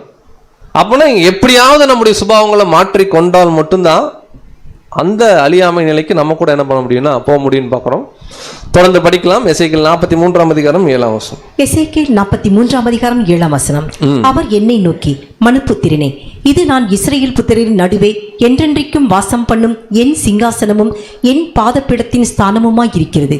இனி இஸ்ரவேல் வம்சத்தாரும் அவர்களுடைய ராஜாக்களும் என் பரிசுத்த நாமத்தை தங்கள் மேடைகளில் தங்கள் வேசித்தனத்தினாலும் தங்கள் ராஜாக்களின் பிரேதங்களினாலும் தீட்டுப்படுத்துவதில்லை. நீங்க என்ன சொல்றாருன்னா, இந்த மாதிரி ஒரு அமைப்பை கொடுத்துட்டு இனிமேல் ஒரு தீட்டும் உள்ள வராது, அவங்களால தீட்டுப்படுத்த முடியாது. இதான லிட்டரலா இஸ்ரேல் ஜனங்கள் பண்ண பிரச்சனை. அப்போஸ்தலனாகிய பேதுரு நமக்கு என்ன சொல்றாருன்னா, இந்த மாதிரி ஒரு ஸ்ட்ரக்சர்ல தான் நித்திய ராஜ்யத்துக்கு உள்ள போகக்கூடிய பிரவேசம் பரிபூர்ணம் என்ன பண்ணணும்னு கேட்டீங்கன்னா அழிக்கப்படும். இப்ப கேட்ஸ் எதுக்குன்னா, போய் பிளஸ்ஸிங்ஸை என்ன பண்ணிக்கணும், வாங்கிக்கணும். பிளஸ்ஸிங்ஸை வாங்கறதுக்கு முன்னாடி சுபாவங்களை என்ன பண்ணி தான் ஆகணும், மாத்தினா மட்டும்தான். இப்போ அதுல ஒரு கேட்டை பார்க்கலாம். இப்போ மூணு கேட்டு ஜென்ரலா பார்த்தோம். அதுல ஒரு கேட் பாத்தீங்கன்னா இந்த கிழக்கு வாசல் நம்ம சொல்லியிருந்தோம். இந்த ஈஸ்டர்ன் கேட் மட்டும் க்ளோஸ்டு ஸ்டேஜில் இருக்கும், பூட்டப்பட்டிருக்கும். ஏன் பூட்டப்பட்டிருக்கும், என்ன பண்ணலாம் அப்படிங்கிறத நம்ம பார்க்கலாம். எசேக்கியேல் 44 அதிகாரம் 1 எசேக்கியேல் 44 அதிகாரம் 1 பின்பு அவர் என்னை கிழக்குக்கு எதிரே பரிசுத்த ஸ்தலத்துக்கு புறவாசல் வழியே திரும்ப பண்ணினார். அது பூட்டப்பட்டிருந்தது. பாருங்க, ஈஸ்டர்ன் கேட்டு பூட்டப்பட்டிருக்கு. ஏன் பூட்டப்பட்டிருக்கு அப்படிங்கிறதுக்கு விளக்கம் கொடுக்கிறார் 2 வசனம். எசேக்கியேல் 44:2 அப்பொழுது கர்த்தர் என்னை நோக்கி, இந்த வாசல் திறக்கப்படாமல் பூட்டப்பட்டிருக்கும், ஒருவரும் இதற்குள் பிரவேசிப்பதில்லை. இஸ்ரவேலின் தேவனாகிய கர்த்தர் இதற்குள் பிரவேசித்தார், ஆகையால் இது பூட்டப்பட்டிருக்க வேண்டும். ஒரே ஒரு பாயிண்ட் சொல்லிட்டோம். இந்த ஈஸ்டர்ன் கேட் பாருங்க, இந்த இடம், இந்த ஈஸ்டர்ன் கேட்டு பூட்டப்பட்டிருக்கும். ஏன் பூட்டப்பட்டிருக்குன்னு சொல்றாருன்னா, ஒருவனும் இதுக்குள்ள என்ன பண்ண முடியாது, பிரவேசிக்க முடியாது. தேவனாகிய கர்த்தரே இதுல என்ன பண்ணாருன்னா பிரவேசிச்சார் அப்படின்னு பார்க்கணும். அப்படின்னு இது என்ன பிரதர் சொல்ல வருது அப்படின்னு பார்க்கும்பொழுது, இது குறித்து நம்ம வேற பாடங்கள்லையும் நம்ம டச் பண்ணியிருக்கோம் சமீபத்தில். பட் இருந்தாலும் கொஞ்சம் டீட்டெயிலாக பார்க்கலாம். இப்போ உலக ஜனங்கள் பிளஸ்ஸிங்ஸை வாங்கணும். பட் உலக ஜனங்கள்னால கிழக்கு வாசல் வழியாக பிளஸ்ஸிங்ஸ் வாங்க முடியாது. ஏன்னா கிழக்கு வாசல் வழியாக ஆசீர்வாதம் வாங்கினவங்க ஆல்ரெடி தேவனுடைய ஆலயத்துக்குள்ளே என்ன பண்ணிட்டாங்க, போயிட்டாங்க. ஸோ அப்போ அந்த கிழக்கு வாசல் எதை குறிக்குது அப்படின்னு கேட்டிங்கன்னா, இங்கே டேபர்நாக்கில் நம்ம பார்க்குறோம் ஆசரிப்பு கூடாரம். உங்களுக்கு நல்லா புரியறதுக்காக பிரதர்ஸ் நேற்று கஷ்டப்பட்டு அங்கே வேற மாட்டி என்ன இருக்காங்க. சில மாற்றங்கள் நடந்திருக்கு எக்லீஷால, கரெக்டாக இல்லைங்களா, பொருட்கள் மாறி இருக்கு. ஸோ கிழக்கு வாசல் வழியாக என்ன அப்படின்னு கேட்டிங்கன்னா, டேபர்நாக்கில் இங்கே அமைஞ்சிருக்கு. ஸோ இந்த கிழக்கு வாசல் வழியாக போகிறவங்க யார் அப்படின்னு கேட்டிங்கன்னா, முதல்ல கர்த்தராகிய இயேசு கிறிஸ்து, அதுக்கப்புறம் 1,40,000 பேர், அதுக்கப்புறம் திரள் கூட்டம் கூட அந்த அழைப்புக்குள்ள தான் என்ன பண்றாங்கன்னா உள்ள வராங்க. அப்படின்னா இந்த கிழக்கு வாசல் யாருக்கு மட்டுமே அப்படின்னு அங்க சொல்றாருன்னா, ஆவிக்குரிய ஜீவிகளுக்கு மட்டுமே அந்த கேட், ஈஸ்டர்ன் கேட். இப்போ அந்த ஈஸ்டர்ன் கேட்டு க்ளோஸ் ஆயிருக்கு. என்ன காரணத்தினால இந்த கிழக்கு கேட்டு க்ளோஸ் ஆயிருக்குன்னா, ஆவிக்குரிய ஜீவிகள் அவங்க ஓட்டத்தை என்ன பண்ணிட்டாங்க, முடிச்சிட்டாங்க. இப்போ மாம்சீக உலக ஜனங்களை ஆசீர்வதிக்கக்கூடிய நிலைமைன்றனால இந்த கேட்டு க்ளோஸ். அப்போ உலக ஜனங்களுக்கு 2 கேட்டு தான், ஒன்று நார்த்து, இன்னொன்று சவுத்து. இந்த கேட்டை பயன்படுத்தணும். அதுவும் சொல்லுவார், இந்த கேட்டுக்குள்ளே வந்துட்டா இந்த கேட்டில் தான் வெளியே போகணும். அப்படியே திரும்பி என்ன பண்ண முடியாது, போக முடியாது. அப்படின்னா மேலே ஏறலாமான்னா மேலே ஏற முடியாது. இங்கே வரலாம், இந்த பலிபீடத்தை பார்க்கலாம், நம்ம ஸ்லாங்கில் சொல்லணும்னா அப்படியே ஹார்ட்டில் என்ன பண்ணிக்கலாம், கை வச்சுக்கலாம், ஒரு பிளஸ்ஸிங்காக பார்க்குற மாதிரி பார்த்துட்டு அப்படியே அப்படி சுற்றி இப்படி வெளில போயிடும். வேறு ஒன்றுமே என்ன பண்ண முடியாது, உலக ஜனங்களால் பண்ண முடியாது. அப்போ ஏன் கிழக்கு வாசல் முத்தரிக்கப்பட்டிருன்றதுக்கு ஒரு விஷயத்தை நம்ம பார்க்குறோம். அது முழுக்க ஆவிக்குரிய ஸ்பிரிச்சுவல் பாடி, அது ஆல்ரெடி கம்ப்ளீட் ஆயிடுச்சு. உலக ஜனங்கள் உயிர் தழும்போது ஆவிக்குரிய ஜீவிகளுடைய ரட்சிப்பு என்னன்னு கேட்டிங்கன்னா அங்கே முடிஞ்சிருச்சு நம்ம பார்க்குறோம். வாசிக்கலாம் எசேக்கியேல் 44:4. எசேக்கியேல் 44:4. பின்பு அவர் என்னை வடக்கு வாசல் வழியாய் ஆலயத்தின் முகப்பிலே அழைத்து கொண்டு போனார். வேற வழி இல்லை, எசேக்கியேல் கூட இப்போ எந்த வாசல்ல தான் போகணும், வடக்கு வாசல். லிட்டரலாகவே எசேக்கியேல் வடக்கு வாசல்ல தான் போய் ஆகணும், வேற வழி இல்லை. இதோ கர்த்தருடைய ஆலயம் கர்த்தருடைய மகிமையால் நிறைந்ததை நான் கண்டு முகம் குப்புற விழுந்தேன். பாத்தீங்கன்னா அந்த ஆலயம், இது நம்ம நிறைய வசனங்கள் இருக்கு. சாலமோன் தேவாலயம் கட்டும் போதே அங்க மகிமையில தேவன் இருந்தார்னு பார்க்கும். ஒரு பயங்கரமான ஒரு குளோரியில நிறைஞ்சிருக்கிறத எசேக்கியேல் என்ன பண்றாருன்னா பாக்குறார். அப்ப எசேக்கியேல் எந்த வாசல்ல தான் போறாருன்னா வடக்கு வாசல்ல தான் போறார். அதுல 40:34. எசேக்கியேல் 40:34. அதன் மண்டபங்கள் வெளிப்பிரகாரத்தில் இருந்தது. அதன் தூணாதாரங்களில் இந்த புறத்திலும் அந்த புறத்திலும் சித்தரிக்கப்பட்ட பேரீச்ச மரங்களும் இருந்தது. அதில் ஏறுகிறதற்கு 8 படிகள் இருந்தது. ஸோ இங்க வசனமே இருக்கு, மன்னிக்கும் நானும் இப்பதான் கவனிக்க. அதுக்கு ஏறுகிறதுக்கு 8 படிகள் இருக்கு. ரொம்ப நன்றி தேவனுக்கு தான். ஏன்னா ஃபர்ஸ்ட் நம்ம இந்த கான்செப்ட் படிக்கும்போது நம்ம அதை கவனிக்கல. இங்க என்ன சொல்றாருன்னா, தூணாதாரங்கள் இந்த புறத்துல இந்த 8ங்கிறது தான் என்ன விளக்கம் கொடுக்குறாங்கன்னா, இது 8 இல்ல 10ன்னு சொல்லி சில விளக்கங்கள் கொடுத்துருக்கோம். அந்த புறத்திலும் இந்த புறத்திலும் என்ன பேரிச்ச மரங்கள், இந்த பேரிச்ச மரத்தை குறிச்சும் நம்ம சமீபத்தில் பார்த்தோம். இதெல்லாம் என்ன குறிக்குதுன்னா, ஒரு நீதிமான் ஆகக்கூடிய நிலைமையை தேவன் நிறைய வரைபடங்கள்லையும் சித்திரங்களையும் என்ன பண்றாருன்னா அங்க காமிச்சிட்டே வர்றார். அந்த ஒரு வாசலுக்குள்ள போகும்போதும் எல்லா இடத்துலையும் இந்த பேரிச்ச மரம் சித்திரங்கள் இருக்கும். நம்ம உள்ள பரிசுத்த ஸ்தலத்துக்குள்ள போகும்போது இதை குறித்து நம்ம பார்க்கலாம். ஸோ இந்த ஆலயத்துக்கு தான் இதுக்கு முன்னாடி சாலமோன் கட்டின ஆலயத்தில் கூட பார்த்தீங்கன்னா அங்கே சொல்றாங்க, அந்த ஆலயம் எவ்வளோ பெரிய மகிமையினால் நிரப்பிடுச்சு. லிட்டரலான அந்த ஆலயமே மகிமைனா, ஆவிக்குரிய ரீதியில் நாளைக்கு உலக ஜனங்கள் ரட்சிக்கப்பட பிதாவாகிய தேவன் பண்ணக்கூடிய ஒரு மாபெரும் அரேஞ்ச்மெண்ட்டு இமேஜினே பண்ண முடியாது. இந்த உலக ஜனங்களாலையும் நம்மளாலையும் இப்போ இருக்கிற நிலைமையில். அதுக்கும் பிரதர் அதே வசனம் தான் கொடுக்குறார். இப்பொழுது நம் திறந்த முகமாய் கர்த்தருடைய மகிமை என்ன பண்றோம்னா கண்ணாடியில தான் காண்றோம். இப்ப கூட நமக்கு ஒரு கிளியர் சைட் இருக்கா இல்லைன்றார். இப்ப கூட நமக்கு என்ன கண்ணாடி போட்ட மாதிரி தான் பார்க்குறோம். கிளியர் சைட் எப்போதான் கிடைக்கும் அப்படிங்கிறாருன்னா அவர் கிளியரா சொல்றார், ஆவியா இருக்கிற கர்த்தரால் அந்த சாயலாகத்தானே மகிமையில் என்ன பண்றோம், அந்த ஒரு குளோரியில தான் அதை என்ன பண்ண முடியும்னா காண முடியும்னு பார்க்குறோம். ஸோ ஃபர்ஸ்ட் என்னென்னலாம் பார்த்தோம்னா நிலைமைகள் பார்த்தோம், அப்புறம் வாசல்கள் பார்த்தோம், கரெக்டுங்களா? அப்புறம் படிகளை குறித்து பார்த்தோம். இப்போ நம்ம அடுத்து நம்ம பார்க்க போறோம்னா, ஒரு வாசல் மட்டும் முத்தரிக்கப்பட்டிருந்துச்சு, அதுக்கு ரீசன் மட்டும் பார்த்துட்டோம். அது பரலோக அழைப்பு, அது என்ன ஆயிடுச்சு? க்ளோஸ் ஆயிடுச்சு. மீதி 2 வாசல் இருக்குல்ல, ஒன்று வடக்கு, இன்னொன்று தெற்கு. ஸோ இந்த 2 வாசல் தான் யாருக்கு அப்படின்னு கேட்டிங்கன்னா, உலக மக்கள் உள்ள போய் தேவனை தொழுது கொள்றதுக்கு. நான் திரும்ப சொல்றேன், இது உலக மக்கள்லாம் 20,000 கோடி மக்களும் ஒரே ஆலயத்துக்குள்ள உயிர் தெழுந்தோன்னா வரிசை என்ன பண்ண மாட்டாங்க. ஆனா தேவனை கொடுத்துருக்காரு. நம்மளுடைய புரிந்து கொள்ளுதல் எப்படின்னா, இது ஒரு ஆவிக்குரிய ரீதியில தான் நம்ம என்ன பண்றோம்னா இப்ப நம்ம கண்ணோட்டமா பார்க்கிறோம். இது லிட்டரலாவும் இன்னைக்கு இஸ்ரேல் ஜனங்கள் பண்றதுக்கு நிறைய முயற்சிகள், லிட்டரலா இன்னைக்கு இருக்கிற யூதர்கள் இதுக்கு முயற்சிகள் எடுத்துட்டு இருக்காங்க, ஆலயம் கட்டுறதுக்கு அப்படின்னு சொல்லி. ஸோ இப்போ இதை குறித்து பார்க்கலாம். அந்த 2 வாசல் எசேக்கியேல் 46:9. எசேக்கியேல் 46ஆம் அதிகாரம் 9ஆம் வசனம். தேசத்தின் ஜனங்கள் குறிக்கப்பட்ட நாட்களில் கர்த்தருடைய சந்நிதியில் வரும்போது ஆராதனை செய்கிறதற்காக வடக்கு வாசல் வழியாய் உட்பிரவேசித்தவன் தெற்கு வாசல் வழியாய் புறப்படவும், தெற்கு வாசல் வழியாய் உட்பிரவேசித்தவன் வடக்கு வாசல் வழியாய் புறப்படவும் கடவன். தான் பிரவேசித்த வாசல் வழியாய் திரும்பி போகாமல் தனக்கு எதிரான வழியாய் புறப்பட்டு போவானாக. ஒரே ஒரு பாயிண்ட் தான் அவர் சொல்றார். ஒரு வாசல்ல வரீங்க, நார்தன் கேட்ல வரீங்க, வடக்கு பக்கம் வரீங்கன்னா நேரா தெற்குல என்ன பண்ணணும்? வெளில போகணும். வடக்கு வாசல்ல அப்படியே திரும்பி என்ன பண்ணக்கூடாது. இதுக்கு எல்லாமே ஒரு சிம்பாலிசம் இருக்கு. இப்போ இந்த 2 வாசல்ல மட்டும்தான் உலக ஜனங்கள் வரணும்னு சொல்லுவோம். உலக ஜனங்கள் மட்டும் இல்லை, யார் வந்தாலுமே அதுதான். அது எசேக்கியேலா இருந்தாலும் சரி, அங்கே சொல்லப்பட்ட அதிபதிகள், ஆசாரியர்கள் உள்ள இருப்பாங்க, அதிபதிகள் எல்லாருமே அப்படிதான். ஏன் இந்த வாசலை பற்றி சொல்றார்? அப்படி இந்த வடக்கு மற்றும் தெற்கு வாசல்ல வந்தா அவங்க என்ன பார்ப்பாங்க? உள்ளேயும் போக முடியாது, கரெக்டுங்களா? உள்ள போகலாமா? போக முடியாது. சரி, உள்ள போனால் என்னதான் பார்க்க முடியும்? அங்கேயும் ஒன்றும் பார்க்க முடியாது. அங்கே ஒரு மர மேஜை மட்டும்தான் அங்கே இருக்கு. அப்போ எதுக்கு தான் பிரதர் உலக ஜனங்கள் வராங்கன்னா, அங்கே ஒரு அருமையான ஒரு பெரிய பலிபீடம் இருக்கும் வெளியே. இந்த பலிபீடம் மட்டும்தான் உலக ஜனங்களுக்கு அங்கே பிளஸ்ஸிங். அந்த பலிபீடம் வேற யாரும் இல்லை, கர்த்தராகிய இயேசு கிறிஸ்துவுடைய மாபெரும் ஈடுபலி. அப்போ உலக ஜனங்கள் ரட்சிக்கப்பட பூமியில ஒரே நாமம் சொல்லி நம்ம பிலிப்பியர்ல எல்லாம் படிக்கிறோம். அது எப்படி நிறைவேற போகுதுன்னா, அவங்க இந்த வாசல் வழியா இங்க நின்று இந்த கேட்டு வழியா உள்ள பார்த்தா இங்க ஒரு பெரிய ஒரு பலிபீடம். அதை பலிபீடத்தை குறித்து நம்ம தனியா பார்க்கலாம். இந்த பக்கம் ஒருத்தர் வராங்கன்னா இங்க பார்க்கலாம், இப்படி போயிடணும், இவங்க இப்படி வந்துடணும். அப்போ ஒரே பாயிண்ட். ஏன் உலக ஜனங்கள் உள்ள வர வேண்டிய அவசியம் இல்லைன்னா, அவங்க ஆவிக்குரிய நிலைமை கிடையாது. அப்போ உலக ஜனங்கள் ரட்சிப்புக்கு ஒரே பாயிண்ட் தான், கிங்டம்ல ரான்சம், ஈடுபலி. கர்த்தராகிய இயேசு கிறிஸ்து யார்? அவர் யாருடைய குமாரன்? அவர் ஏன் மரிச்சார்? நாம ஏன் இன்னைக்கு உயிரோடு எழுந்திருக்கிறோம்? நம்ம ஏன் எவ்வளவு பிளஸிங்ஸ் வாங்கியிருக்கிறோம்? இதெல்லாம் உலக ஜனங்கள் ரியலைஸ் பண்றதுக்கு அங்க ஒரே ஒரு ரீசன் மட்டும்தான் இருக்கும். அது யாருன்னா, பிதாவாகி தேவனுடைய ஒரே பேரான குமாரன். அதுக்கு மேல பிதாவாகி தேவன் ஓரத்துல சர்ச்சுடைய விஷயங்கள் இருக்கும். அது எப்படி இருக்குன்றதே நம்ம பார்க்கலாம். இங்க என்ன பிரதர் எழுதுறாருன்னா, சிஸ்டர் இதை மட்டும் வாசிச்சு. Passing before the great altar is a lovely reminder that mankind's privilege of worship was obtained through the sacrifice of our Lord. No one will come to God without recognizing the love which prompted Jesus to pay the price of atonement. So இப்போ இந்த தேவாலயத்தில் இது என்னன்றது first தமிழில் சொல்லிட்டோம், அப்புறம் இங்கிலீஷில் படிச்சிருக்கோம், அவ்வளோதான். இந்த தேவாலயத்தில் உலக ஜனங்கள் இந்த எசேக்கியேல்ல படிச்சிங்கன்னா பலி பொருள்லாம் கொண்டு வருவாங்க, பலிகள் கொண்டு வருவாங்க.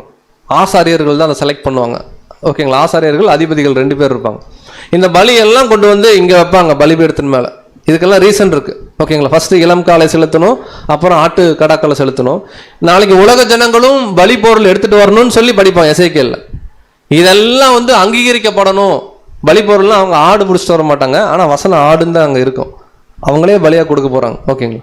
அப்படியெல்லாம் அவங்க பண்ணணும்னா முதல்ல இயேசு கிறிஸ்துவுடைய ரேன்சமை அவங்க ஏற்றுக்கணும்.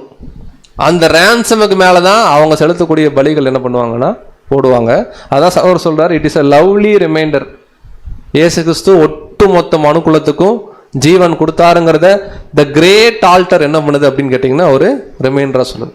சரி, இப்போ உலக ஜனங்கள் இருக்காங்க, ஓகேங்களா? ஆவிக்குரிய நிலைமையில சபை உள்ளுக்குள்ளே திரள் கூட்டம் இருப்பாங்க, பிதாவாகி தேவன் கர்த்தராகிய இயேசு கிறிஸ்துலாம் இருக்கும். இவங்க 2 பேருக்கும் நடுவுல மத்தியஸ்தமா ஒரு ஆள் வேணும்ல, 2 பக்கம் சப்போர்ட் பண்ண. அதுக்கு தான் இந்த எசேக்கியேல் தேவாலயத்தில் யாரை இன்ட்ரடியூஸ் பண்றாரு அப்படின்னு கேட்டிங்கன்னா, இங்க ஒரு பிரின்ஸ் இருப்பாரு, பிரின்சஸ், அதிபதிகள் இருக்காங்க. இந்த அதிபதிகளுடைய வேலை என்னன்னா, ஜனங்களுக்கு சரியான பலிகளை தேர்ந்தெடுத்து கொடுக்கறது, பலி பொருளை. ஜனங்களுடைய பலிகளை வாங்கிட்டு கொண்டு இந்த பக்கம் தேவனுடைய சமூகத்தில் என்ன பண்றது, கொடுக்கறது. இது ரெண்டுக்கும் ஒர்க் பண்ற ஒரு குரூப் யாருன்னா அதிபதி. ஸோ இந்த அதிபதியை குறித்து நம்ம பார்க்கலாம். எசேக்கியேல் 43ஆம் அதிகாரம் 44ஆம் அதிகாரம் 3ஆம் வசனம். எசேக்கியேல் 44ஆம் அதிகாரம் 3ஆம் வசனம்.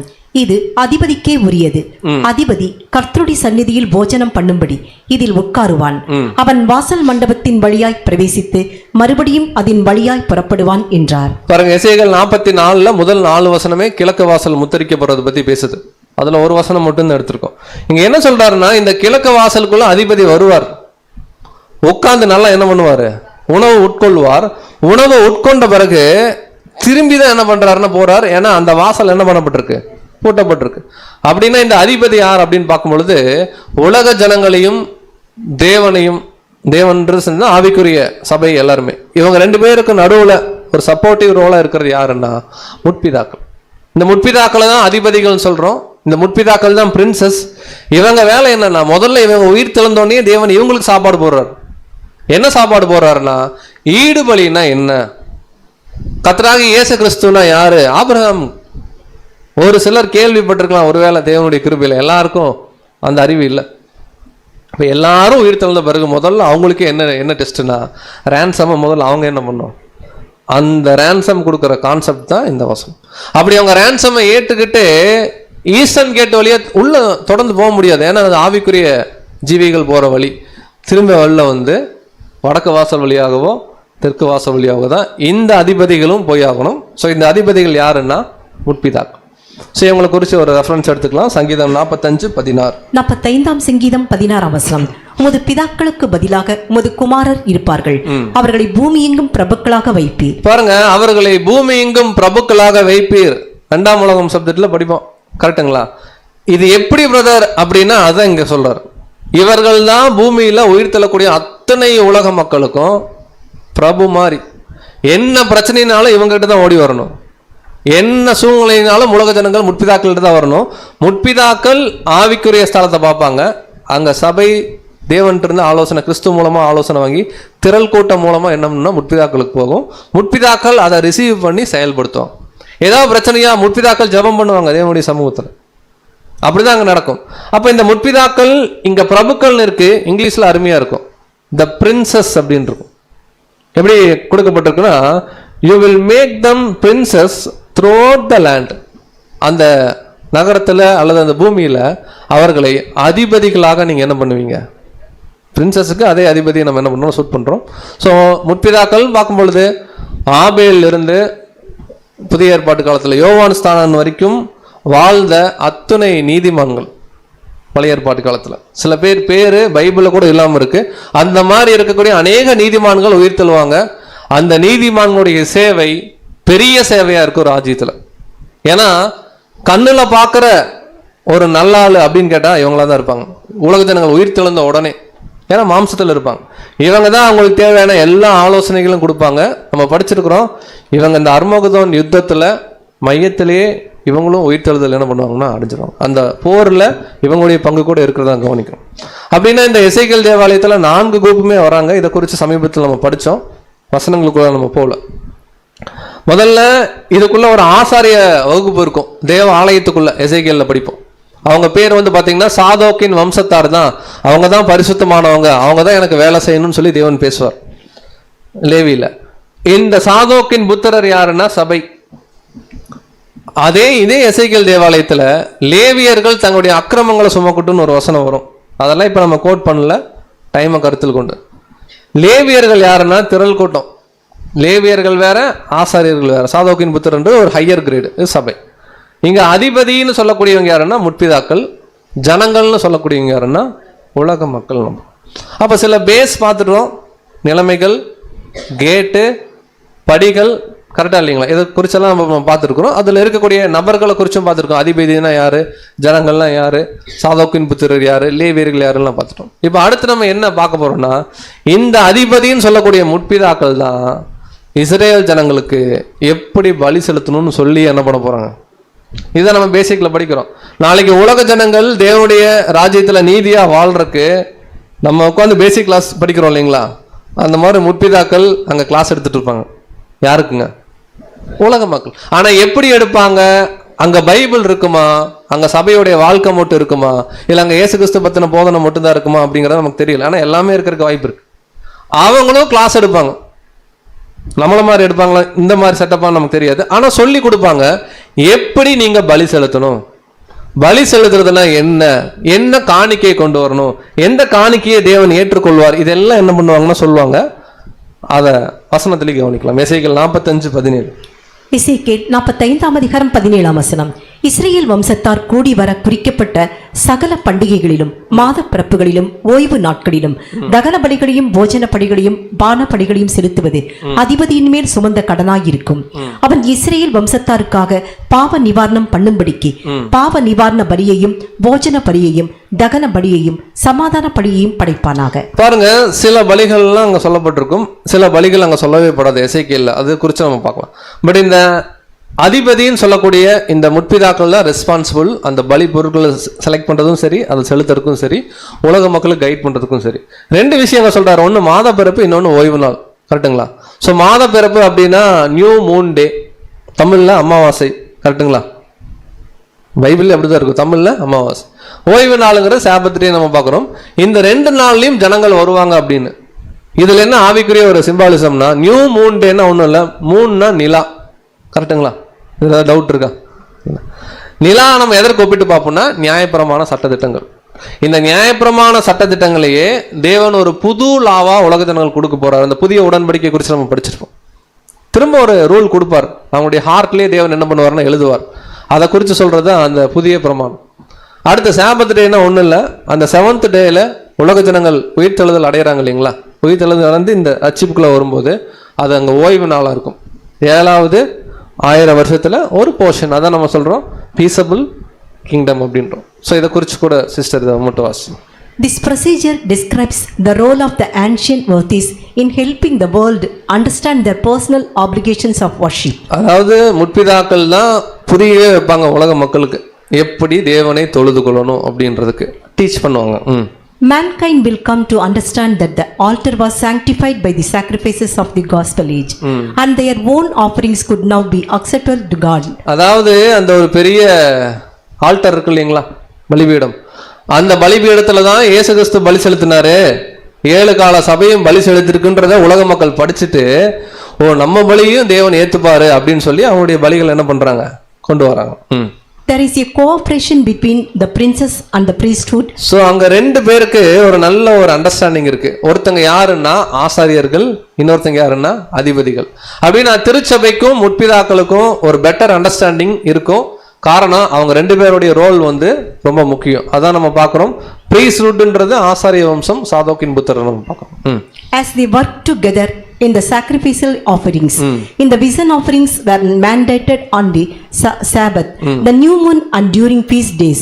The Sabbath, the 7th day, suggests the time setting for these offerings will be the great millennial day.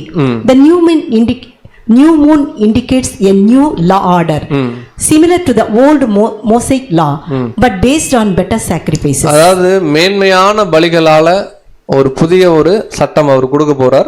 So உலக ஜனங்களும் இன்னைக்கு நம்ம எப்படி இங்கே புரிஞ்சுக்கிட்டு ஒரு பலியின் ஜீவியம் செலுத்துறோம்னு வரோம். இன்னைக்கு நம்ம நிறைய வாழும் உரிமைகளை விட்டு கொடுத்து பலியின் ஜீவியம் செலுத்தி இந்த ஈவிலான உலகத்துல போராடி மேற்கொள்ளும் போது நமக்கு வந்து சபை அங்க எந்த பிரச்சனையும் இருக்காது. இவங்க உயிர் தள்ளும் போது பழைய நினைவுகளை அழிச்சா மட்டும் போதும். ஒரே டார்கெட், பழைய மைண்ட் என்ன பண்ணணும், அழிக்கணும்.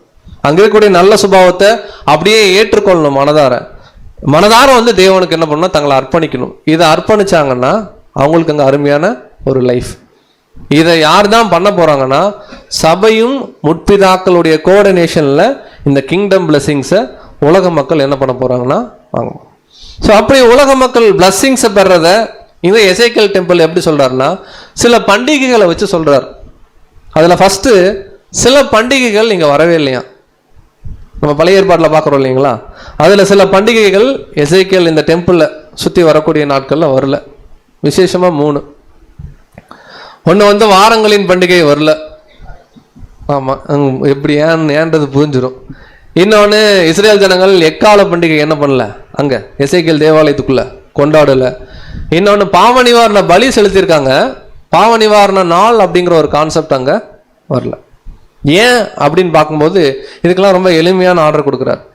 இந்த வாரங்களின் பண்டிகை யாருக்கு மட்டுமே தகுதியா பொருந்தும்னா சுவிசேஷ யுகை சபைக்கு மட்டும்தான் பொருந்தும். ஏன்னா பெந்தகோஸ்தே நாளுங்கிறது 50வது நாள், இயேசு கிறிஸ்து உயிர்த்தெழுந்து 50வது நாள் சபைக்கு பரிசுத்த ஆவி கொடுக்கிறார். இப்படிங்கிற கான்செப்டை பழைய ஏற்பாட்டில் சொல்றதுதான் வாரங்களின் பண்டிகை. இதனுடைய பயன்பாடு ராஜ்யத்தில் உலக மக்களுக்கு தேவை.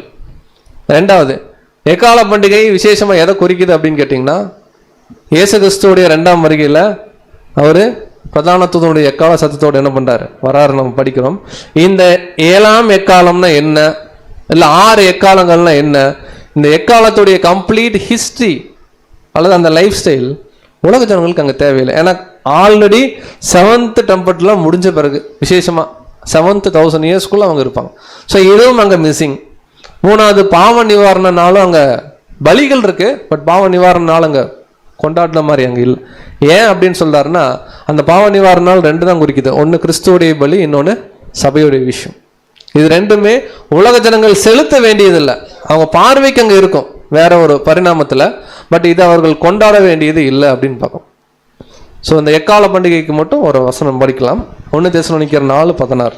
1 தெசலோனிக்கர் 4ஆம் அதிகாரம் 16ஆம் வசனம். ஏனெனில் கர்த்தர் தாமே ஆரவாரத்தோடும் பிரதான தூதருடைய சத்தத்தோடும் தேவ எக்காலத்தோடும் வானத்திலிருந்து இறங்கி வருவார். அப்பொழுது கிறிஸ்துவுக்குள் மரித்தவர்கள் முதலாவது எழுந்திருப்பார்கள். ஸோ இந்த எக்காலம் யாருக்கு தான் வேணும்னா திருச்சபையின் பிள்ளைகளுக்கு மட்டும்தான். உலக ஜனங்களுக்கு இந்த பண்டிகை கொடுக்கணுன்ற அவசியம் கிடையாது. ஏன்னா அது 7th டெம்பர்ட் குறித்து பேசக்கூடிய ஒரு கார். அப்போ என்னதான் பிரதர் உலக ஜனங்கள் பண்டிகை கொண்டாடுவாங்கன்னா, அவர் சொல்றாரு 2 பண்டிகை இருக்கு அவங்கள சம்மந்தப்படுத்துகிற பண்டிகை, உலக மக்களை சம்மந்தப்படுத்துகிற பண்டிகை. ஒன்று வந்து பஸ்கா. பஸ்கால உலக ஜனங்கள் சம்மந்தப்பட்டிருக்காங்களா? எப்படி சம்மந்தப்பட்டிருக்காங்க? இல்லை, ரேன்சம் கொடுக்கறது தான் பாவ நிவாரண நாளும் சொல்லுது. பட் பஸ்கா பண்டிகைக்குள்ள உலக ஜனங்கள் இருக்காங்க.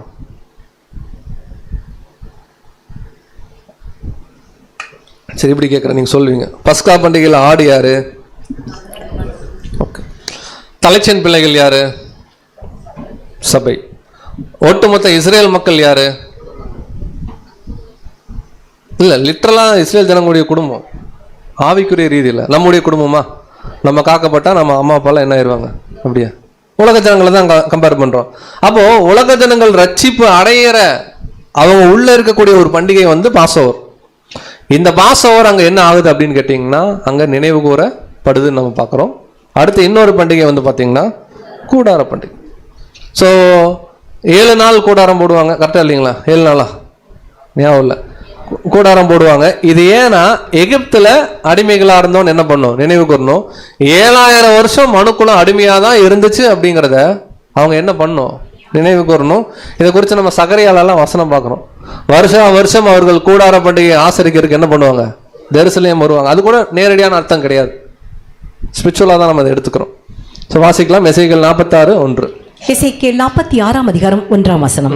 கர்த்தராகிய ஆண்டவர் சொல்லுகிறது என்னவென்றால், வேலை செய்கிற 6 நாளிலும் கிழக்குக்கு எதிரான உட்பிரகாரத்தினுடைய வாசல் பூட்டப்பட்டிருந்து ஓய்வு நாளிலும் மாத பிறப்பிலும் திறக்கப்பட கடவுது. பாருங்க, கிழக்குக்கு எதிரான உட்பிரகாரம் உள்ள இருக்கக்கூடிய அந்த கேட் பூட்டி இருக்கு. ஏன் இந்த டைம்ல மட்டும் ஓபன் பண்றாங்கன்னா, அப்பதான் அந்த பலிகள் என்ன பண்ணுவாங்க. ஏன்னா முன்னாடியே பார்த்தோம், ஓய்வு நாளில் நியூ மூன் டேலையும் சாபத் டேலையும் பலிகள் என்ன பண்ணுவாங்க, கொண்டு வாங்க. இது என்னன்னு ஸ்பிரிச்சுவலாக பார்த்துட்டு, சரி இந்த பலிகளை கொண்டு வந்து எங்கே செலுத்துவாங்களா? எசேக்கியேல் தேவாலயத்தில் இருக்கக்கூடிய பிரைம் ஒரு இடம், எசேக்கியேல் தேவாலயத்துடைய ஒரு ஹார்ட் அப்படின்னு நம்மளுடைய அண்டர்ஸ்டாண்டிங்கில் நம்ம சொல்கிறதா இருந்தால், இந்த பெரிய பலிபீடம், த கிரேட் ஆல்டர். இந்த கிரேட் ஆல்டரில் அங்கே பிரதிஷ்டை என்ன பண்ணுவாங்க, அவங்க செய்வாங்க. ஸோ இது எப்படின்றத நம்ம பார்க்கலாம். இந்த கிரேட் ஆல்டருடைய மெஷர்மெண்ட் இப்படி தான் இருக்கும். இதோடைய அளவுகள்லாம் இந்த அளவுகளுக்குள்ளே போகல. பட் ஒரே ஒரு பாயிண்ட் மட்டும் அந்த பலிபீடத்தை குறித்து நம்ம எடுத்துக்கலாம். வாசிக்கலாம். எசேக்கியேல் 43:16. எசேக்கியேல் 43ஆம் அதிகாரம் 16ஆம் வசனம். பலிபீடத்தின் சிகரம் 12 முழ நீளமும் 12 முழ அகலமும் தன் 4 பக்கங்களிலும் நாற்சதுரமாய் இருக்கும். அதாவது ஒரு ஸ்கொயர் மாதிரி 12 × 12, அதுதான் பலிபீடம். 12 × 12 4144. ஸோ இது நடக்கிறது 1000 இயர்ஸில். நம்ம இதே மாதிரி ஒரு கம்பேரிசன் வெளிப்படுத்தல் 21 படிப்போம். அந்த நகரம் இல்லைங்களா, அது ஒரு ஸ்கொயர்னு, அது ஒரு கியூபிக் மாதிரி, ஒரு ஸ்கொயர் மாதிரி நம்ம சொல்லுவோம். 144 ஸ்தாதி அப்படிம்போம். 1000 இயர்ஸில் நடக்குது 1,44,000. அதே போல் இந்த பெரிய பலிபீடம் கூட வந்து பார்த்தீங்கன்னா கிறிஸ்துவுடைய பலி தான் அது மேஜர். அது கூட சபையுடைய பலிகளையும் உலக ஜனங்கள் கட்டாயம் என்ன பண்ணுவாங்கன்னா நினைவு கூறுவாங்க. நம்ம சங்கீதத்தில் வசனங்கள் படிக்கிறோம், சியோனிலே இன்னான் இன்னான் பிறந்தான் என்று அவனை குறித்து என்ன பண்ணப்படும், வசனங்கள் வாசிக்கும். அப்படின்னா ஒரு திருச்சபையின் பிள்ளை செத்துட்டாரு, அவர் மகிமையில் இருக்காருன்னா அவர் யாரு, அவர் என்ன தேவனுக்காக செஞ்சார், நாம என்ன பண்ணணும் அப்படிங்கிறத கட்டாயம் ஒரு வரியாவது தேவன் உலக ஜனங்கள் முன்பாக முற்பிதாக்கள் மூலமா என்ன பண்ணுவார்னா சொல்வார். அதை அடையாளப்படுத்துகிற இந்த பெரிய பலிபீடம். ஸோ இந்த பலிபீடத்தில் விசேஷமாக 2 மிருகம் பலி செலுத்தப்படும் எசேக்கியேல் டெம்பிளில். ஒன்று வந்து பார்த்தீங்கன்னா இளம் காளை, இன்னொன்று ஆட்டுக்கடா. முதல் நாள் இளம் காளை பலி செலுத்தப்பட்டு அதோடைய ரத்தத்தை எடுத்து, நான் வசனங்களுக்குள்ள நிறைய போகல, நீங்கள் படிச்சுக்குங்க, அது ஒரு பெரிய சப்ஜெக்ட் இல்லையா. இளம் காளை பலி செலுத்தப்பட்டு ரத்தத்தை எடுத்து பலிபீடத்தில் மேலே 4 கொம்பு இருக்கும், 4 கொம்புகள்லையும் ரத்தத்தை என்ன பண்ணுவாங்கன்னா அங்கே வந்து தேய்ச்சிட்டு, அதுக்கப்புறம் 2வது நாள்லேருந்து 8வது நாள் வரைக்கும் ஒரு ஆட்டுக்கடா என்ன பண்ணப்படும், பலி செலுத்தும். அது குறித்து மட்டும் வசனம் படிக்கலாம். எசேக்கியேல் 43:19. எசேக்கியேல் 43:19. எனக்கு ஆராதனை செய்கிறதற்கு என்னிடத்தில் சேர்கிற சாதோக்கின் வம்சத்தாரான லேவி கோத்திரத்தாராகிய ஆசாரியர்களுக்கு நீ பாவ நிவாரண பலியாக ஒரு இளம் காளையை கொடுப்பாயாக என்று கர்த்தராகிய ஆண்டவர் சொல்லுகிறார். ஃபர்ஸ்ட் ஒரு இளம் காளை பலி செலுத்தப்படுது. இது ஆசாரியர்களுக்காக நாங்கள் லிட்டரலா சொல்ல, ஏன்னா ஆசாரியர்கள்ட்ட இளம் காளை எப்பொழுதுமே டேபர்நாக்கிலிருந்தே பலி செலுத்தப்படும். அடுத்து எசேக்கியேல் 43:20. அதன் இரத்தத்தில் கொஞ்சம் எடுத்து அதன் 4 கொம்புகளிலும் சட்டத்தின் 4 கோடிகளிலும் சுற்றி இருக்கிற விளிம்பிலும் பூசி பாவ நிவர்த்தி செய்து அதை சுத்திகரித்து. பாருங்க, இப்போ சாதோக்கின் புத்திரராகிய லேவியருக்காக நீ ஒரு இளம் காலை என்ன பண்ண செலுத்து. இது கர்த்தராகிய இயேசு கிறிஸ்துவுடைய ஈடுபலி. First applied to the church. அவங்க தான் சாதோக்கின் புத்திரர், அவங்களுக்கு அது பொருந்தது. அடுத்து அந்த கொம்புகள்ல ரத்தத்தை தேய்க்கிறாங்க. அடுத்து 7 நாள் நீ என்ன பண்ணும், அதுக்கப்புறம் ஒரு ஆட்டுக்கடா பலி செலுத்தணும். வாசிக்கலாம். எசேக்கியேல் 43:25-26. 7 நாள் வரைக்கும் தினம் தினம் பாவ நிவாரணத்துக்காக ஒரு வெள்ளாட்டு கடாவை படைப்பாயாக. பழுதற்றவைகளான இளம் காளையையும் மந்தையிலிருந்து எடுத்த ஆட்டுக்கடாவையும் படைப்பார்களாக. 7 நாள் வரைக்கும் பலிபீடத்தை பாவ நிவர்த்தி செய்து அதை சுத்திகரித்து பிரதிஷ்டை பண்ண கடவர்கள். பலிபீடம் பிரதிஷ்டை அப்படின்னு ஒரு வரியில சொல்லணும்னா, பிரதர், பலிபீடத்துல ஃபர்ஸ்ட் வந்து ஒரு இளம் காளை பலி செலுத்தப்படுது. அது யாருக்குன்னா சாதோக்கின் புத்திரருக்காக. அடுத்து 7 நாள், 2ஆம் தேதியிலிருந்து 7ஆம் தேதி வரைக்கும், 8ஆம் தேதி வரைக்கும் 7 நாள் ஒரு வெள்ளாட்டுக்கடை என்ன பண்ணுது, பலி செலுத்தப்படுது. இது எதை குறிக்குது அப்படின்னா, கிறிஸ்து ஜீவன் விட்டது, 7 கால சபை தங்களுடைய பலியின் ஜீவியங்கள் செய்ததை உலக ஜனங்கள் நினைவு கூறுவாங்க. நினைவு கூறுற அடையாளமாக தான் இது எசேக்கியேல் தேவாலயத்தில் அங்கே லிட்ரலாக செய்யப்படுற மாதிரி தேவன் கொடுத்துருக்காரு. நல்லா புரிஞ்சுக்கலாம். பாருங்க, ஃபர்ஸ்ட் ஒரு இளம் காலை சாதோக்கின் வம்சத்தாராகிய ஆசாரியருக்கு என்ன பண்ண செலுத்து. இது வந்து பாஸ்ட் ஹிஸ்டரி பேசிட்டு இருக்கு. பாஸ்ட் ஹிஸ்டரி சபைக்காக ரான்சம் கொடுக்கிறார். அடுத்து 7 நாள் 7 கால சபை ஒவ்வொரு நாளும் ஒரு ஆட்டுக்கடான்றது அவங்களுடைய பலியின் ஜீவியம் செய்யறாங்க. அப்ப ஃபர்ஸ்ட் ரான்சம், அப்புறம் 7 கால சபையுடைய பலி. இதை உலக ஜனங்கள் பார்ப்பாங்க பலிபீடத்தில். அதுக்கப்புறம் தான் நாமளும் என்ன பண்ணணும், பலி செலுத்தணும். இது அருமையா 2 இடத்துல தேவன் பிக்சராக காமிக்கிறார். ஒன்று டேபர்நாக்கல்ல பார்க்கும், இதே மாதிரி கான்செப்ட்ஸ் இருக்கும் பலிகள் செலுத்துறது. டேபர்நாக்கல் எதை வந்து குறிக்குதுன்னா, இந்த டைம்ல டேபர்நாக்கல் உருவாக்கப்பட்டது எந்த டைமு, யூத யுகமா சுவிசேஷ யுகமா, இஸ்ரேல் ஜனங்கள் இருக்கு அங்க நீங்க போய்க்குங்க, மைண்ட் இப்ப அங்க கொண்டு போயிருங்க. யூத யுகத்துல இந்த பலிகள் செலுத்தப்படும் போது இதெல்லாம் ஃபியூச்சர். இனிமேல் தான் இயேசு கிறிஸ்து வரணும், பலி செலுத்தணும். இனிமேல் தான் 7 கால சபை வரணும், பலி செலுத்தணும். இது ஃபியூச்சருக்காக டேபர்நாக்கில் தேவன் வச்சார். பட் வேற எசேக்கியேல் டெம்பிள்ல இது பாஸ்ட். இது ஆல்ரெடி நடந்து முடிஞ்சிருச்சு. முடிந்தனால தான் உலக ஜனங்களே உயிரோட என்ன பண்றாங்க, வந்து இதை பார்க்கறாங்க. இது அவங்களுக்கு ஒரு நினைவு கூறுதலின் அடையாளமாக அங்கே இருக்கும். எப்படி இயேசு கிறிஸ்து ரான்சம் கொடுத்தார், எப்படி 7 கால சபை மக்கள் இருந்தாங்க அப்படின்னு. ஸோ இந்த பிளஸ்ஸிங் எல்லாம் அவங்க புரிஞ்சுக்கிட்டு அவங்க கம்ப்ளீட் ஆகிறதே எப்போதானா 8th டேல தான் அவங்க அந்த ஒரு பூரண நிலைக்கு என்ன பண்ணுவாங்க, உலக ஜனங்கள் கடந்து வரும். என்னெல்லாம் பார்த்துருக்கோம், இன்னும் நம்ம போக வேண்டிய தூரம் கொஞ்சம் இருக்குது. நீ எழுந்து என்ன பண்ணு, புசிச்சு திடம் மனதாயிரு, கொஞ்சம் தூரம் போயிடலாம். என்னெல்லாம் பார்த்துருக்கோம்னா, ஃபர்ஸ்ட் அந்த நிலைமைகள், அவுட்டர் இன்னர் கோர்ட்டு ஆலயம் இருக்கிற நிலைமை. அதுக்கப்புறம் பார்த்தது படிகள் பார்த்தோம். அப்புறம் கேட், வாசலில் தான் கேட் குறித்து பார்த்தோம். அதில் ஏன் வந்து கிழக்கு வாசல் முத்திரிக்கப்பட்டிருக்கு, ஏன் வடக்கு வாசல் வழியாக வந்துட்டு தெற்கு வாசல் வழியாக போகிறாங்க, அவங்க வர்றவங்க என்ன பார்ப்பாங்க, பலிபீடத்தை பார்ப்பாங்க. பலிபீடம்னா என்ன, அங்கே என்னென்ன பண்டிகையெல்லாம் உலக ஜனங்கள் அவங்க கொண்டாடினாங்க, என்னென்ன கொண்டாடல, ஏன் அந்த பலியுடைய நிலைமைகள் என்ன அப்படின்னு சொல்லி ஒரு ஃப்ளோவில் வந்துட்டோம். இப்போ அடுத்து எங்கே போகிறோம்னா டைரெக்டாக டெம்பிள்குள்ளே போகிறோம். டெம்பிள்குள்ளே வந்து பார்த்தீங்கன்னா ஒரு பரிசுத்த ஸ்தலம், டேபர்நாக்கிள் மாதிரியே தான் ஒரு மகா பரிசுத்த ஸ்தலம். டேபர்நாக்கிளுடைய அளவுகள் ஞாபகம் இருக்குங்களா? ஒரு காலையில் சொல்லியிருந்தீங்கன்னா நாங்கள் என்ன பண்ணியிருப்போம் கொஞ்சம். சரி, டேபர்நாக்கிளில் மகா பரிசுத்த ஸ்தலம் என்ன அளவுன்னு ஏதாவது ஐடியா இங்கே இருக்குது? கண்ணாடி போட்டு கஷ்டப்பட்டு பார்த்தா கண்டுபிடிச்சிடலாம். 10x10x10 இல்லைங்களா? இது அப்படியே டபுளாக இருக்கும் எசேக்கியேல் டெம்பிள், அவ்வளோதான். 20x20x20. டேபர்நாக்கிளுடைய சைஸை அப்படியே டபுள் த சைஸ் எது அப்படின்னு கேட்டிங்கன்னா எசேக்கியேல் டெம்பிள். ஸோ இதை வந்து 10x10 காமிச்சிட்டு அப்புறம் இங்கே பாருங்கள் இதனுடைய அளவு 10x20x10. அதாவது இது வந்து 20 கரெக்டுங்களா, இது வந்து 10 போட்டிருக்காங்க. இந்த அளவில் double the size Ezekiel temple. வாசிக்கலாம் எசேக்கியேல் 41:20. எசேக்கியேல் 41:2. வாசல் நடையின் அகலம் 10 முழமும் வாசல் நடையின் பக்கங்கள் இந்த புறத்தில் 5 முழமும் அந்த புறத்தில் 5 முழமுமாய் இருந்தது. அதன் நீளத்தை 40 முழமும் அகலத்தை 20 முழமுமாக அளந்தார். அதுல 41:4. எசேக்கியேல் 41:4. பின்பு அவர் தேவாலயத்தின் முன்புறத்திலே அதன் நீளத்தை 20 முழமாகவும் அதன் அகலத்தை 20 முழமாகவும் அளந்து என்னை நோக்கி இதோ மகா பரிசுத்த ஸ்தலம் என்றார். பாருங்க, மகா பரிசுத்த ஸ்தலம் டேபர்நாக்கிள் 10x10 பார்த்தோம். இங்க என்ன சொல்றாருன்னா 20x20. அப்படின்னா டபுள் த சைஸ்ன்ற ஒரு நாலேஜை மட்டும் இப்போ நம்ம என்ன பண்ணிக்கலாம், நம்ம புரிஞ்சுக்கலாம். சரி பிரதர், அதுக்குள்ள என்னதான் பிரதர் இருந்துச்சு அப்படின்னா அவர் சொல்றாரு ஒரே ஒரு மேஜை, இதை தவிர ஒண்ணுமே அங்கே இல்லைன்றார். வாசிக்கலாம் எசேக்கியேல் 41:22. எசேக்கியேல் 41:22. மரத்தினால் செய்யப்பட்ட பலிபீடத்தின் உயரம் 3 முழமும் அதன் நீளம் 2 முழமுமாய் இருந்தது. அதன் கோடிகளும் அதன் விளிம்புகளும் அதன் பக்கங்களும் மரத்தினால் செய்யப்பட்டிருந்தது. அவர் என்னை நோக்கி இது கர்த்தருடைய சந்நிதியில் இருக்கிற பீடம் என்றார். ஒரே ஒரு மேஜை, அந்த போட்டோஸ்ல பார்த்த மாதிரி ஒரே ஒரு மேஜை மட்டும் இருந்துச்சு. இந்த வசனம் படிக்க வேணாம், இது என்னன்றதை நான் வேற ஒரு டைம்ல சொல்றேன், டைமை கருத்தில் கொண்டு.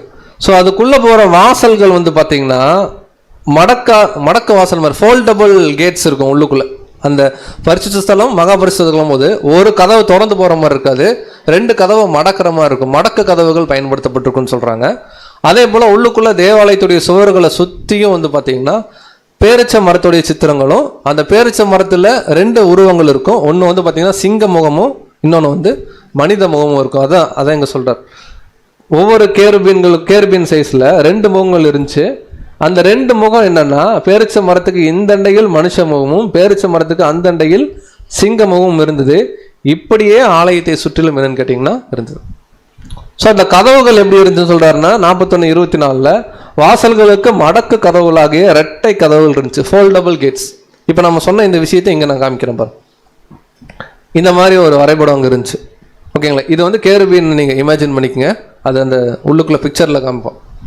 முகம் வந்து மனுஷ முகம், சிங்க முகம், பேரிச்ச மரம், ஓகேங்களா? கேருபீன்களுக்குள்ள தான் இந்த 2 முகமும் இருக்கிறத நம்ம பார்க்கலாம். அடுத்து இது வந்து பரிசுத்த ஸ்தலம், இது மகா பரிசுத்தலம். பரிசுத்த ஸ்தலத்துக்குள்ள போகும்போது இது வந்து மண்டபம் இதெல்லாம் இருக்கும். மடக்கு கதவு. சரி, உள்ளுக்குள்ள என்னதான் பிரதர் இருந்துச்சுன்னா எல்லாம் எம்டி, ஒன்றுமே இல்லை. ஒரே ஒரு மேஜை மட்டும், ஒரு ஆல்டர் மட்டும் இருக்கு. அந்த ஆல்டர்ல நெருப்பு எரியல. ஆல்டர்னால என்ன பண்ணும், நெருப்பு எரியணும். ஆனா அங்கே எரியல, ஒரு மர மேஜை மட்டும் இருக்கு. மற்றபடி இந்த சுவர்ல எல்லாம் வந்து பாத்தீங்கன்னா இந்த சித்திரங்கள் இருக்கு. அந்த ஒரு கியூபிட்னா என்ன, ஒரு முழம்னா என்னன்றதுக்கெல்லாம் அளவுகள் கொடுத்துருக்காங்க. நம்ம அதுக்குள்ள போகல. பாருங்க, இப்படிதான் இருந்துச்சு. உள்ள எதுவுமே இல்லை, எம்டி, ஒண்ணுமே நமக்கு புரியல. டேபர்நாக்கிள்ல சூப்பரா இருந்துச்சு, சாலமோன் டெம்பிள் அதை விட கிரேட்டா இருந்துச்சு உள்ளுக்குள்ள. ஆனா எசேக்கியேல் தேவாலயத்துல தேவன் என்ன பண்ணல, ஒண்ணுமே உள்ள வைக்கல, ஒரே ஒரு மேஜை. அதுக்கு தான் சகோதரர் ஒரு கேள்வி கேட்குறாங்க, ஏன் ஆசரிப்பு கூடாரத்தை போன்று எந்த பொருளும் எசேக்கியேல் தேவாலயத்தை வைக்கல? அங்க அப்பங்கள் வச்சிருக்கலாமே, அங்க பெரிய ஒரு குத்து விளக்கு என்ன பண்ணலாம், கிராண்டா வச்சிருக்கலாமே, ஏன் வைக்கல அப்படின்னு கேட்குறாரு. ஈடுபலி கொடுத்தாச்சு, ஓகே, சபை நிறைவாயிடுச்சு. அடுத்து வேற ரொம்ப இன்ட்ரெஸ்டிங்காக இருக்கும். ஒரே பாயிண்ட், இந்த தேவாலயத்துக்குள்ளே யார் போக போகிறா? உலக ஜனங்களுக்கு இதுக்குள்ளே என்ட்ரி பாஸே கிடையாது. இந்த தேவாலயம் முழுக்க முழுக்க யாருடையதுன்னா கிறிஸ்து, தேவன், கிறிஸ்து, சபை. அவங்க 3 பேரும் அழியாமையை சுதந்திரிச்சாச்சு. இன்னைக்கு சபை நீ போய் அப்பத்தை சாப்பிட்டு நீ ஒளி கூடு அப்படிங்கிற கான்செப்ட் சபை மகிமையை அடைஞ்ச பிறகு அங்கே தேவையில்லை. இந்த சுவிசேஷ யுகத்தில் மட்டும்தான் தேவை. இந்த சுவிசேஷ யுகத்தில் மட்டும்தான் தேவைன்றனால தான் டேபர்நாக்கிள்லையும் அங்கே சாலமோன் தேவாலயத்தில் அங்கே கான்செப்ட் காமிக்கிறோம். ஏன்னா சாலமோன் தேவாலயம் வந்து ரெண்டுமே குறிக்கும்.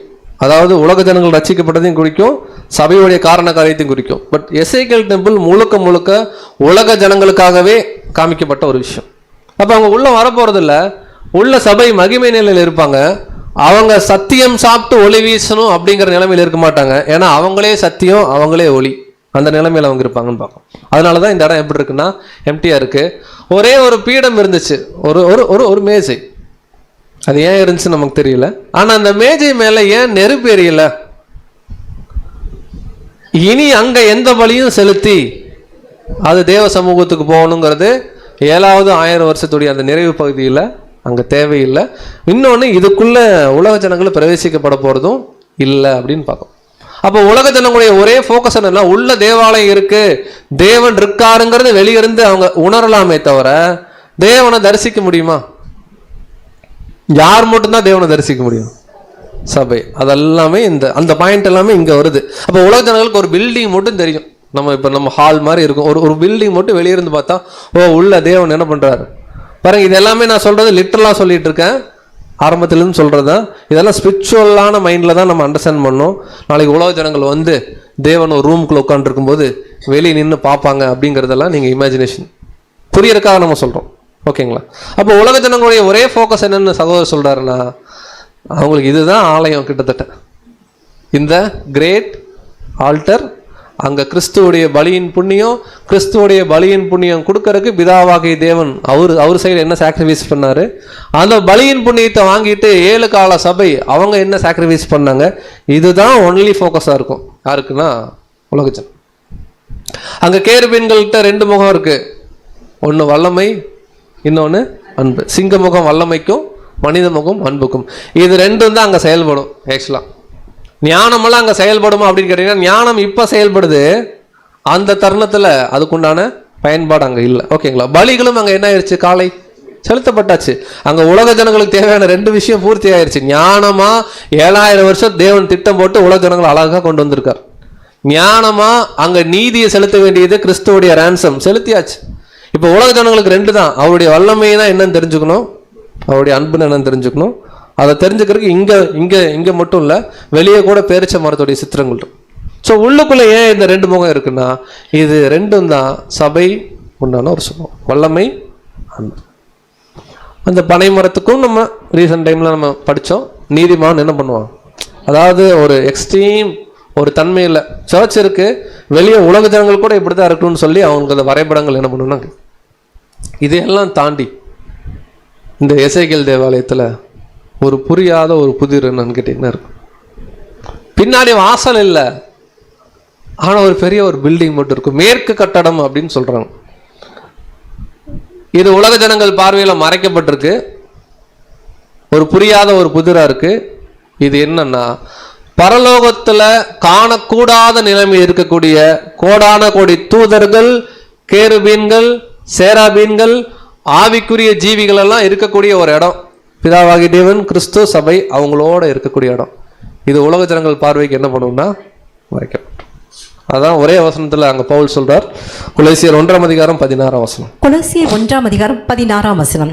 ஏனென்றால் அவருக்குள் சகலமும் சிருஷ்டிக்கப்பட்டது, பரலோகத்தில் உள்ளவைகளும் பூலோகத்தில் உள்ளவைகளுமாகிய காணப்படுகிறவைகளும் காணப்படாதவைகளுமான சகல வஸ்துக்களும், சிங்காசனங்களானாலும் கர்த்தத்துவங்களானாலும் துரைத்தனங்களானாலும் அதிகாரங்களானாலும் சகலமும் அவரை கொண்டும் அவருக்கென்றும் சிருஷ்டிக்கப்பட்டது. இதுல சொல்லக்கூடிய பரலோகத்தில் உள்ளவைகளும் காணப்படாதவைகளும் ஆகிய சகல வஸ்துக்கள், சகல வஸ்துல நமக்கே 2-3 தான் தெரியும், தேவதூதர்கள் சொல்றோம், அதுல என்னென்னலாம் இருக்குன்னு தெரியாது. இது எல்லாமே டெம்பிளுக்கு பின்னாடி ஒரு மேற்கு கட்டடம்னு ஒன்று இருக்கு, அது யாருக்குமே வெளிப்படுத்தப்படல, அது ஒரு கட்டடம், அவ்வளவுதான்.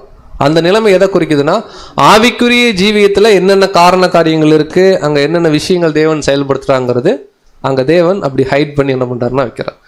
இது இல்லாம அந்த டெம்பிளுடைய அவுட்டர் வால்ல எக்கச்சக்கமான ரூம்ஸ் இருக்கு. பாடகர்கள் அறை அப்படின்னு இருக்கு, பலி பொருளை செலுத்தக்கூடிய அறைன்னு இருக்கு, ஆசாரியர்கள் உடை மாற்ற ஒரு காரியம் இருக்கு. இதெல்லாமே இந்த டெம்பிள்ல பாருங்க இப்படி இருக்குன்னு வச்சுக்கோங்களேன். டெம்பிள் இந்த அவுட்டர் பாயிண்ட் இருக்கு இல்லைங்களா, இங்க எல்லாம் ஒரு மாடி வீடு மாதிரி இருக்கும். பின்னாடி சுத்தி சுத்தி நிறைய மாடிகள் இருக்கும், படிக்கட்டுகள் வளைஞ்சு வளைஞ்சு போகும், நிறைய காட்சிகள் இருக்கு. அதெல்லாம் நம்ம டச் பண்ணல.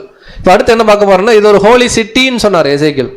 எப்படின்னா இந்த டெம்பிள் இருக்கிறதுல இருந்து தூரத்துல இருந்து பார்த்தா ஒரு அவுட்டர் பவுண்டரி கூட இருக்கு. இந்த அவுட்டர் பவுண்டரி குறித்து நிறைய டிபேட்ஸ் இருக்கு. அவுட்டர் பவுண்டரி இருந்துச்சா இல்லையா, இல்லை இந்த டெம்பிள் பவுண்டரி தான் அவுட்டர் பவுண்டரியா சொல்றாங்களா, அப்படியெல்லாம் இருக்கு. பட் இப்போதைக்கு எளிமையா புரிந்து கொள்ளுதல், ஒரு அவுட்டர் பவுண்டரி இருந்துச்சு. பரிசுத்தத்திற்கும் அசுத்தத்திற்கும் ஒரு வித்தியாசத்தை தேவன் என்ன பண்றாருன்னா அங்க உண்டாக்குறாரு. ஒரு பரிசுத்தமான நகரம் அந்த காட்சியில் அங்க காணப்படுது. ஸோ அதுதான் அவர் சொல்றாரு. நம்ம அதை ஜஸ்ட் வசனத்தை வாசிக்கணும். எசேக்கியேல் 45:1 நீங்கள் சுதந்திரித்துக் கொள்ளும்படி தேசத்தை சீட்டு போட்டு பங்கிடும்போது தேசத்தில் 25,000 கோல் நீளமும் 10,000 கோல் அகலமுமான பரிசுத்த பங்கை கர்த்தருக்கு அற்புதமாக பிரித்து வைக்க கடவீர்கள். இது தன் சுற்றெல்லை எங்கும் பரிசுத்தமாயிருக்கும். சோ இந்த அவுட்டர் பவுண்டரி தான் அவர் சொல்றார். சோ இந்த லேண்ட் பிரிக்கும் போது எசேக்கியேல் தேவாலயத்திலையும் யோசுவா மாதிரி என்ன பண்றாங்க, ஒரு லேண்டு யோசுவா மறந்துட்டீங்களா, பிரிக்கிறாங்க. அப்படி பிரிக்கும் போது பாருங்க இங்க கொடுத்துருக்கு, ஃபர்ஸ்ட் சாங்சுவரி, இங்க டெம்பிள், ஓகேங்களா. இது வந்து ஆசாரியர்களுக்கு உண்டான இடம், கீழே இருக்கிறது லேவியர்களுக்கு உண்டான இடம். அப்புறம் வந்து பாத்தீங்கன்னா இங்க வந்து மத சம்பந்தப்பட்ட விஷயங்கள். இந்த ரெண்டு சைடும் பிரின்சஸ் அதிபதிகளுக்கு உண்டான இடம்னு சொல்லி ஒரு லேண்ட் செக்ரிகேஷன் இருக்கு. அந்த அதிபதிகள் என்ன வந்து பண்ணுவாங்கன்னா ஜனங்களை கைட் பண்ணுவாங்க. அதான் சிம்பிளான பாயிண்டா புரிஞ்சுக்கலாம். இப்போ அடுத்த பாயிண்ட் வந்துடலாம். இந்த டெம்பிள் இருந்து ஒரு பெரிய ரிவர் என்னன்னு கேட்டிங்கன்னா வெளியே வருது. அந்த வெளியே வர ரிவர் நேராக போய் சவக்கடல் என்ன பண்ணுதுன்னு கேட்டிங்கன்னா கலக்குது. அதை மட்டும் நம்ம பார்க்கலாம். அதான் நம்முடைய சப்ஜெக்டுடைய கடைசி பாயிண்டர். ஸோ இந்த தண்ணி போகிறது எதை குறிக்குது அப்படின்னு கேட்டிங்கன்னா, ராஜ்யத்தில் உலக ஜனங்கள் எல்லாருக்கும் சத்தியம் என்ன பண்ணப்படணும், சொல்லி கொடுக்கப்படணும். எது சரி, எது தப்பு, எது கிறிஸ்துவோடைய புண்ணியம் சொல்லி கொடுக்கப்படணும். இதை தேவன் எப்படி பயன்படுத்துறாருன்னா, சிங்காசனத்திலிருந்து ஒரு நதி வருது, தேவன்கிட்ட இருந்தே இந்த சத்தியம் வருது. அது வந்து ஆலயத்துடைய கிழக்கு வாசலுக்கு இந்த புறத்தில் என்னன்னு கேட்டிங்கன்னா அது போகுது. அது நேராக போய் சவக்கடல்ல என்ன பண்ணுதுன்னா கலக்குது. அந்த தண்ணி எப்படி போகுதுன்னு கூட வசனம் இருக்குன்னா, எசேக்கியேல் 47:3 வாசிங்க. எசேக்கியேல் 47:3 அந்த புருஷன் தமது கையில் நூலை பிடித்துக் கொண்டு கிழக்கே புறப்படுகையில் 1000 முழம் அளந்து என்னை தண்ணீரை கடக்க பண்ணினார். தண்ணீர் கணுக்கால் அளவாய் இருந்தது. பாருங்க, இது ஒரு காட்சி எசேக்கியேல் பார்க்குறாரு. ஃபர்ஸ்ட் தண்ணி கொஞ்சம் வரும்போது கணுக்கால் அளவு, அப்புறம் முழங்கால் அளவு, அப்புறம் இடுப்பு அளவு, நீச்சாலம் அப்படின்னு சொல்லி ஒரு அளவு சொல்லுவார். ஃபர்ஸ்ட் ஒரு 1000 முழம் 1000 முழம் அளக்குறாரு, கணுக்கால் அளவா இருக்கு. வசனம் படிக்க வேணாம், நான் அப்படியே நம்ம கான்செப்டை பார்க்கலாம். பின்னும் ஒரு 1000 முழம் அளக்குறாரு, ஓகேங்களா. அங்க தண்ணீர் முழங்கால் அளவா இருக்கு, முட்டிக்கு என்ன ஆயிடுச்சு வந்துருச்சு. பின்னும் ஒரு 1000 முழம் அளக்குறாரு, அந்த தண்ணி வந்து பாத்தீங்கன்னா இடுப்புக்கு வந்துருச்சு. பின்னும் 5ஆம் வசனம் ஒரு 1000 முழம் அளக்குறாரு, அது இங்க வந்துருச்சு. நீச்சாலம், நீச்சல் அடிச்சாதான் என்ன பண்ண முடியும். அப்ப 4 முறை 1000 என்ன பண்றாருன்னா அளக்குறார், விச் இஸ் 4000. இதுல என்ன ஒரு சிம்பாலிசம் கொடுக்குறாங்கன்னா, 4000 முழத்தை நீங்க அடியாக கன்வெர்ட் பண்ணீங்கன்னா அது 7000. ஒன்றுன்றது 1.5, புரியுது இல்லைங்களா. 1000னா 1500, 7000 ஃபீட் வரும். அப்ப இங்க என்ன சொல்லுவாருன்னா, 1000 இயர்ஸ்ல உலக ஜனங்களுக்கு பூரண சத்தியம் கொடுக்கப்படும். அவங்க நீச்சல் தான் அடிப்பாங்க. இப்ப சத்தியத்துல ஒருத்தர் நீச்சல் அடிக்கிறாங்கன்னா எப்படி இருக்குன்னு பாருங்க. எங்க திரும்பினாலும் அங்க நீதி, எங்க திரும்பினாலும் அங்க தேவனுடைய அன்பு, எங்க திரும்பினாலும் அங்க நம்ம கடவுளுக்காக அர்ப்பணம் பண்ணணும் அப்படிங்கிற விஷயம் தான் இருக்கும் சுற்றி சுற்றி. ஆனா அது எடுத்தோடனே உலக ஜனங்களுக்கு ஒரே நாள்ல தேவன் அப்படியே கொட்டிட மாட்டார். நம்ம எப்படி பேசிக் படிக்கிறோம், அட்வான்ஸ் படிக்கிறோன்ற மாதிரி படிப்படியான சத்தியங்களை, காலத்துக்கேற்ற சத்தியங்களை அங்க தேவன் சரியா என்ன பண்ணுவார்னா உலக மக்களுக்கு பகிர்ந்து கொடுப்பார். இதுதான் வசனமும் சொல்லுது. ஆபகூக் 2ஆம் அதிகாரம், இது ஆபகூக்ல தான் இருக்குது. இதே வசனம் ஏசாயாலையும் இருக்குது, ஓகேங்களா. ஆபகூக் 2:14. ஆபகூக் 2ஆம் அதிகாரம் 14ஆம் வசனம். சமுத்திரம் ஜலத்தினால் நிறைந்திருக்கிறது போல் பூமி கர்த்தருடைய மகிமையை அறிகிற அறிவினால் நிறைந்திருக்கும். ஸோ இந்த வசனம் அங்கே ஃபுல்ஃபில் ஆகும். பூமி கர்த்தருடைய அறிவினாலே அங்க வந்து நிறைந்திருக்கிறது எப்படி ஒரு கடல்ல தண்ணி இருக்கிற மாதிரியோ. அப்படின்னா போதும் போதுன்ற அளவுக்கு தேவனுடைய பிரமாணங்கள் அருமையாக அவங்க கண் முன்னாடி என்ன பண்ணா கொடுக்கப்படும், படிப்படியாக அவங்களுக்கு என்ன பண்ணணும்னா கொடுக்கப்படும். ஸோ இந்த காட்சியில எசேக்கியேல் பார்க்கும்போது அந்த தண்ணீர் நேராக போய் சவக்கடல்ல கலக்குது. இன்னொரு பாயிண்ட் சொல்லுவார், இந்த பக்கம் பாதி சமுத்திரத்துக்கும் இந்த பக்கம் பாதி சமுத்திரத்துக்கும். எசேக்கியேல் 47 நீங்க ஃபுல்லா படிச்சுங்க. இன்னொன்று மத்திய தரக்கடைகளுக்கு போற மாதிரி இருக்கும் இந்த தண்ணீர். இது எதை வந்து குறிக்குதுன்னா ட்ரூத். ஏன் போய் சவக்கடல்ல கலக்குது அப்படின்னு கேட்டிங்கன்னா, சவக்கடலுக்கு இன்னொரு பேரு உப்பு கடல். அந்த உப்பு கடல்ல ஒரு ஜீவராசி கூட வாழ முடியாது. இன்னைக்கும் இஸ்ரேல் தேசத்தில் இருக்கு சால்ட் சி இல்லைங்களா. ஆனா இந்த தண்ணி போய் பட்டோன்னே ஜீவராசிகளுக்கெல்லாம் என்ன வந்துடும், உயிர் வந்துடும். எசேக்கியேல் சொல்லுவார், இந்த தண்ணி போற இரு கரையிலும் விருட்சங்கள், கனிகள் தரக்கூடிய விருட்சங்கள் இருக்கிறத பார்ப்போம். ஸோ தண்ணின்றது ஜீவ தண்ணீர், ட்ரூத்து. இது எங்கிருந்து தான் வருதுன்னா ஆலயத்திலிருந்து வருது. இதே விஷயத்தை தான் வெளிப்படுத்தல் கடைசியா தேவனுடைய திட்டம் பைபிள்ல முடியுது இல்லைங்களா. வெளிப்படுத்தல் 22 அங்கேயும் இதை தான் சொல்றாரு. வெளிப்படுத்தல் 22:1. வெளிப்படுத்தல் 22:1 பின்பு பளிங்கை போல் தெளிவான ஜீவ தண்ணீருள்ள சுத்தமான நதி தேவனும் ஆட்டுக்குட்டியானவரும் இருக்கிற சிங்காசனத்திலிருந்து புறப்பட்டு வருகிறது எனக்கு காண்பித்தார். ஸோ இங்க நம்ம ஸ்லாங்ல சொல்லணும்னா எசேக்கியேல் டெம்பிள் இருந்து என்ன ஆகுதுன்னா அங்க கிளம்பி வருது. அந்த தண்ணி வர்ற இடத்துல எப்படி இருக்கும் வாசிக்கலாம். வெளிப்படுத்தல் 22:2 நகரத்து வீதியின் மத்தியிலும் நதியின் இரு கரையிலும் 12 விதமான கனிகளை தரும் ஜீவ விருட்சம் இருந்தது. அது மாதம் தோறும் தன் கனியை கொடுக்கும். அந்த விருட்சத்தின் இலைகள் ஜனங்கள் ஆரோக்கியம் அடைகிறதற்கு ஏதுவானவைகள். ஸோ இது எல்லாருக்குமே விளக்கங்கள் நம்ம பார்க்குறோம். ஏன் 12னா 12 months, 12 அப்போஸ்தலர்கள் மூலமா வந்த 1,44,000 பேர், அவர்கள் காமிச்ச ஆவியின் கனிகள் இதெல்லாம் சாப்பிடுவாங்க உலக ஜனங்கள். அந்த எப்படி ஆதாம் முதல்ல ஒரு தோற்றத்தில் லிட்டரலான ஒரு பழத்தை சாப்பிட்டாரோ, இது ஆவிக்குரிய ரீதியில் சாப்பிடுவாங்க. ஸோ இதே விஷயத்தை எசேக்கியேல் பேசுறார். எசேக்கியேல் 47:7. எசேக்கியேல் 47:7 நான் நடந்து வருகையில் இதோ நதியோரத்தில் இக்கரையிலும் அக்கறையிலும் வெகு திரளான விருட்சங்கள் இருந்தது. ஸோ இக்கரையிலும் அக்கறையிலும் வெகு திரளான விருட்சங்கள் இருந்துச்சு. அந்த விருட்சங்களுடைய கனிகள். ஆனா எசேக்கியேல்ல சொல்லும்போது இந்த தண்ணி போய் சவக்கடல்ல பட்டோன்னு ஜீவன்களுக்கு உயிர் வந்துடுது. அப்போ ஏறக்குறைய 7000 வருஷமா செத்து போன நிலைமையில் இருந்த, உயிர் அடையாத நிலைமையில் இருந்த ஒட்டுமொத்த உலக ஜனங்களும் கடைசியா தேவனுடைய சத்தியங்களை பெற்றுக்கொண்டு சரியான கீழ்ப்படிதலுக்குள்ள இருக்கும்போது அங்க அவங்களுக்கு ஜீவன் மீண்டும் என்ன பண்ணுதுன்னா கிடைக்கும். இல்லை எசேக்கியேல் டெம்பிள் இன்னொரு பாயிண்ட் சொல்லுவார், அந்த பலிகள் செலுத்தும் போது நீ உப்பு எடுத்து கொட்டு அப்படிம்பார். உப்பும் சபையுடைய வாழ்க்கை தான். ஸோ அல்டிமேட்டா காட்ஸ் பிளான் என்னன்னா, உலக ஜனங்கள் யாரும் கெட்டு போகக்கூடாது, அவங்கள ஆசீர்வதிக்கணும். அப்படி ஆசீர்வதிக்கிறதுக்கு 7000 வருஷம் ஒரு திட்டம் வச்சிருக்கார். அந்த 7000 வருஷம் திட்டத்துல எப்படி உலக ஜனங்கள் உயிர்த்தல போறாங்க, சபை என்ன நிலைமையில் இருக்க போகுது, இயேசு கிறிஸ்துடைய ரேன்சம் எவ்வளவு பெருசா அன்னைக்கு வந்து பார்க்கப்பட போகுது, சபையில இருக்கக்கூடிய ஜனங்களுடைய ஸ்டாண்டர்ட் என்ன, உலக ஜனங்களே உள்ள வந்தா கூட அவங்க மினிமமா அவங்க காமிக்க வேண்டிய தகுதியின் அந்த குணலட்சணம் என்ன, முற்பிதாக்களுடைய ரோல் என்ன. இது தெருக்கூடத்தை பற்றி நம்ம பெருசாக படிக்கல. ஆனால் அவர்கள் தான், லேவியர்கள் தான் அந்த பலிகளெல்லாம் கொண்டு வந்து என்ன பண்ணோன்னா அதை ப்ரிப்பேர் பண்ணுற வேலை. எல்லா பிளானுமே ஒரு டெம்பிள் இருக்குது. இந்த ஜீவ தண்ணீரை குறித்து கூட ரெவலேஷனில் என்ன சொல்கிறாருன்னா, யாரெல்லாம் ஜீவன் வேணுமோ நீங்கள் வாங்க வந்து தண்ணீரை என்ன பண்ணுங்க பெற்றுக்கொள்ளும். வெளிப்படுத்தல் 22:17. வெளிப்படுத்தல் 22:17 ஆவியும் மனவாட்டியும் வா என்கிறார்கள், கேட்கிறவனும் வா என்பானாக, தாகமாயிருக்கிறவன் வரக்கடவன், விருப்பமுள்ளவன் ஜீவ தண்ணீரை இலவசமாய் வாங்கிக் கொள்ள கடவன். ஸோ அந்த ஜீவ தண்ணீரை 1000 yearsல தேவன் அருமையா உயிர் தள்ளும் போது உலக ஜனங்களுக்கு படிப்படியாக கொடுப்பார். பிளஸ்ஸிங்ஸ் வாங்க போறாங்க. இதெல்லாம் காட்ஸ் கிராண்ட் பிளான். ஓகேங்களா. இப்போ கடைசியா ஒரு கேள்வி, சரி இந்த எசேக்கியேல் தேவாலயம் லிட்டரலா கட்டப்படுமா? இந்த மாதிரி கட்டப்பட்டு இன்னைக்கு யூதர்கள் என்ன பண்றாங்கன்னா, இன்னைக்கு இருக்கக்கூடிய இந்த மோரியா, மவுண்ட் மோரியால ஒரு இடம் பார்த்து பிளான்ல போட்டிருக்காங்க, இந்த டெம்பிளை நாங்கள் என்ன பண்ண போறோம் ஒருவேளை கட்ட ஆரம்பிச்சாங்கன்னா அடுத்து யுத்தம் வந்துடும். யுத்தம் வந்துச்சுன்னா அதுல அந்த டெம்பிள் என்ன ஆகும், உடஞ்சிரும். நேற்று கூட பிரதர்கிட்ட பேசிட்டு சொன்னார், எல்லாம் ரெடிமேடா இருக்கான், 24 hours கட்டிடலாமா. அந்த மாதிரி எல்லாம் ரெடிமேடா வச்சிருக்காங்களா, அதுக்குண்டான முயற்சிகள் என்ன பண்றாங்களா செய்யறாங்க. இது அவங்களுடைய பார்ட். பட் இது லிட்டரலா இருக்குமா அப்படின்னு கேட்டீங்கன்னா, நம்முடைய ஒரு கோணம் என்னன்னா, வாய்ப்புகள் ரொம்ப ரொம்ப கம்மி. ஒருவேளை நாளைக்கு தேவன் லிட்டரலா கொண்டு வராருன்னா, ஏன் தேவனை கொண்டு வந்தீங்கன்னு அவரை நம்ம என்ன பண்ண முடியாது. பட் நம்முடைய புரிந்து கொள்ளுதல் எல்லாமே ஆவிக்குரிய விஷயம்தான். பட் வசனம் எப்படி இருக்கு அப்படின்னு கேட்டிங்கன்னா, அங்கே ஓநாயும் ஆட்டுக்குட்டியும் ஒருமித்து மேயும்ன்றார். இது 2 விளக்கம் பார்க்கணும். இனிமேல் வர வசனத்தை படிக்க வேணா. கான்செப்ட் கிங்டம்ல மோசமான சுபாவம் உள்ள மனிதர்களும் சாஃப்டான நேச்சர் உள்ள மனிதர்களும் ஒன்னா இருப்பாங்க அப்படிங்கிறதும் பார்க்குறோம். லிட்டரலா இந்த 2 மிருகம் ஒன்னா இருக்குமானா, ஆமா 2 மிருகம் எப்படி இருக்கும்? ஒன்னா தான் இருக்கும். அப்ப மிருகம் இருக்கும். இந்த மிருகத்தை கொண்டு வந்து பலி செலுத்த சொல்றாரு எசேக்கியேல் டெம்பிள்ல, ஆட்டுக்குட்டியை. ஓகேங்களா? அப்போ பலி செலுத்த லிட்டரலா நடக்குமா அப்படின்னு கேள்வி கேட்குறாங்க. நான் சொல்றதெல்லாம் நீங்க கன்ஃபியூஸ் ஆயிட வேணாம், கேள்வி மட்டும்தான்.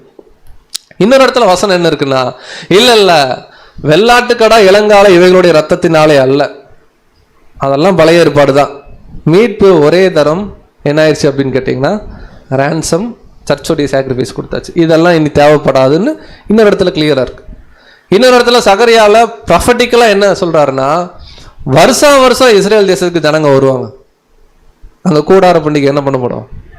சரி, இது வந்து நேரடியான அர்த்தம். ஒருவேளை யாராவது பார்த்தாங்கன்னா அவங்களுக்கு அதோ வருவாங்க போல இருக்கு அப்படின்னு தோணும். அத்தனை கோடி பேர் எங்க போறது? நம்ம இது ஆவிக்குரிய கண்ணோட்டத்தில் பார்க்குறோம். அப்படின்னு என்னன்னு கேட்டிங்கன்னா, அவர்கள் நினைவு கூறுவாங்க அப்படிங்கிற ஒரு பாயிண்ட்டை பார்க்குறோம். லிட்டரலாக ஆலயம் இருக்குமா அப்படின்னு கேட்டால் வசனம் கிளியராக இருக்கு. அங்கே நான் தேவாலயத்தை என்ன பண்ணல, சர்வ வல்லமை உள்ள தேவனாகிய கர்த்தரும் ஆட்டுக்குட்டியானவருமே. அப்படின்னா என்னன்னு கேட்டிங்கன்னா, தேவனுடைய பிரம்மாண்ட திட்டம் என்னன்றது எசேக்கியேல் டெம்பிள் இருக்கே தவிர அது ஒரு லிட்டரலான டெம்பிள் அப்படிங்கிற ஒரு புரிதல் நமக்கு இருக்க வேணாம் அப்படிங்கிறது தான் இந்த கன்க்ளூஷன் பாயிண்ட்ல நம்ம உங்களுக்கு வலியுறுத்தி சொல்லக்கூடிய ஒரு காரியம். அப்போ இந்த டெம்பிள் நம்ம கன்க்ளூட் பண்ணலாம். இந்த டெம்பிளுக்கே என்ன பேருன்னா த மில்லேனியல் டெம்பிள் அப்படிமா. 1000 வருட அரசாட்சியில் உலக ஜனங்கள் எப்படி பிளஸ்ஸிங்ஸ் வாங்க போறாங்கன்றது தான் இதில் இருக்கு. கொஞ்சம் ரீகால் பண்ணிக்கலாமா? ரீகால் பண்ணி முடிச்சிடலாமா? ஃபர்ஸ்ட் பார்க்குறோம், இந்த அவுட்டர் கோர்ட்டு மனித பரிபூர்ண நிலை, இன்னர் கோர்ட்டு ஆவிக்குரிய பரிபூர்ண நிலை. இந்த டெம்பிள் இருக்கிற நிலைமை வந்து அழியாமை நிலைன்னு பார்த்தோம். கரெக்டுங்களா? அடுத்து இங்கே ஏறும்போது 7 படிகள், 7000 இயர்ஸ், அதாவது 7000 இயர்ஸ் முடியும் போது தான் அந்த பரிபூர்ண நிலை எட்டுவாங்கன்னு நம்ம பார்க்குறோம். அப்படி எட்டும்போது கூட இங்கே நம்ம பார்க்குறோம், தீட்டுள்ளதும் அருவருப்புள்ளதும் கிங்டம்குள்ள என்ன ஆகாது, 7000 இயர்ஸ் முடிஞ்ச பிறகு உள்ள வராதுன்றதை பார்க்குறோம். இங்கே 8 படிகள், 8 படிகள்ன்றது அதை விட ஒரு படி மேலே ஆவிக்குரிய நேச்சர் அப்படிங்கிறது பார்க்கணும். கிழக்கு வாசல் முத்தரிக்கப்பட்டிருக்கு. காரணம், இது பரலோக அழைப்பு. திரள் கூட்டத்தோடு அங்கே வந்து திரள் கூட்டத்தோடு அங்கே க்ளோஸ் ஆகுது. முற்பிதாக்கள் இங்கே வருவாங்க, சாப்பிடுவாங்க, திருப்பி இந்த வழியில தான் வரணுமே தவிர இப்படி போக முடியாதுங்கிறது பார்த்தோம். அப்போ வடக்கு வாசலும் தெற்கு வாசல் எதுக்கு பிரதர்னா, உலக ஜனங்கள் வரலாம், இங்கே நிற்கலாம், மனித நிலையில் ஈடுபலி என்ன பண்ணலாம், ருசிக்கலாம் அல்லது நினைவு கூறலாம், தேவனை மனதார தொழுது கொண்டு கீழ்ப்படைஞ்சு கிங்டமில் பிளஸ்ஸிங்ஸை வாங்கிக்கலாம். இதெல்லாம் வாங்கும்போது இங்கே ரேன்சம் 7 கால சபையோடையது நினைவு கூறப்படும். உள்ளுக்குள்ளே என்ன பிரதர் இருக்குன்னா, தேவன் கிறிஸ்து சபை இருக்கிற நிலைமை. அங்கே வேற எந்த பொருளுமே தேவையில்லை. எப்படி நம்ம பிரமிடில் மேலே ஒரு எம்டி டாம் மட்டும் இருந்துச்சோ அந்த மாதிரி அங்கே ஒரு மேஜை இதாக இருந்துச்சுன்னு பார்க்குறோம்.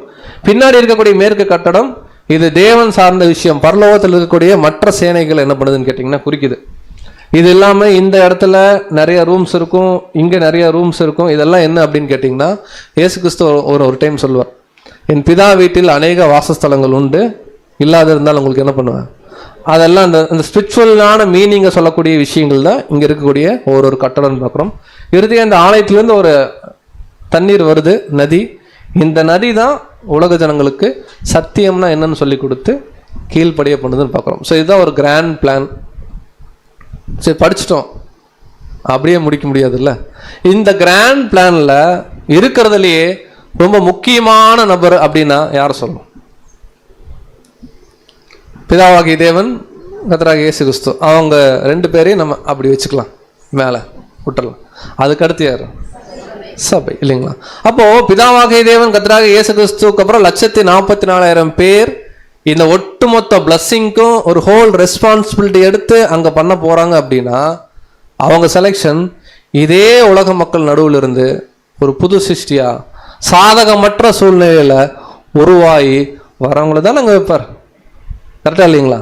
அப்படின்னா இந்த பாதை ரொம்ப லகுவா இருக்குமா? நமக்கு ரொம்ப கடினமான பாதை. அநேக உபத்திரவங்கள் இருக்கும், அநேக பாடுகள் இருக்கும், நிறைய நெருக்கங்கள் இருக்கும். சில டைம் நம்முடைய உரிமைகளை கூட தேவனுடைய ஊழியங்களுக்காகவும் மற்ற காரியங்களுக்காகவும் விட்டு கொடுக்கணும். வாழும் உரிமைகள் விட்டு கொடுத்து தன்னைத்தான் வெறுத்து அனுதினமும் என்ன பண்ணணும், சிலுவையை சொல்லணும். இந்த மாதிரி நம்ம படித்த எல்லா சப்ஜெக்டையும் நீங்கள் ஞாபகம் வச்சுக்கோங்க. எல்லாம் பண்ணி ஒரு ஸ்டேஜில் நான் அப்பிரயோஜனமான ஊழியன், எங்களால் ஒரு யூஸும் இல்லை தேவனே அப்படின்னு சொல்லி நாம் ஒருவேளை கண்ணை மூடணும்னா, ஒருவேளை தேவனுடைய கிருபை இருந்து மீண்டும் இந்த ஒரு நிலைமையில் ஆவிக்குரிய தளத்திலிருந்து இந்த காரியங்களை நாம் பார்க்கவும் அதை நம்ம என்ன பண்ணலாம், செயல்படுத்தவும் தேவன் கிருபை தருவார். ஸோ இந்த வாய்ப்பை கொடுத்த நம்முடைய பிதாவாகிய தேவனுக்கு நம்முடைய இரட்சகர் மூலமாக நாம் கோடான கோடி நன்றிகளை நாம் தெரிவித்துக் கொள்ளலாம். தேவன் தாமே இந்த காரியங்களை ஆசீர்வதித்து தருவாராக. ஆமென். இது போன்ற அநேகம் ஆழமான சத்தியங்களை முழுமையாக பார்க்க நமது சத்திய கருவூலம் யூடியூப் சேனலை சப்ஸ்கிரைப் செய்து பயன்பெறுங்கள்.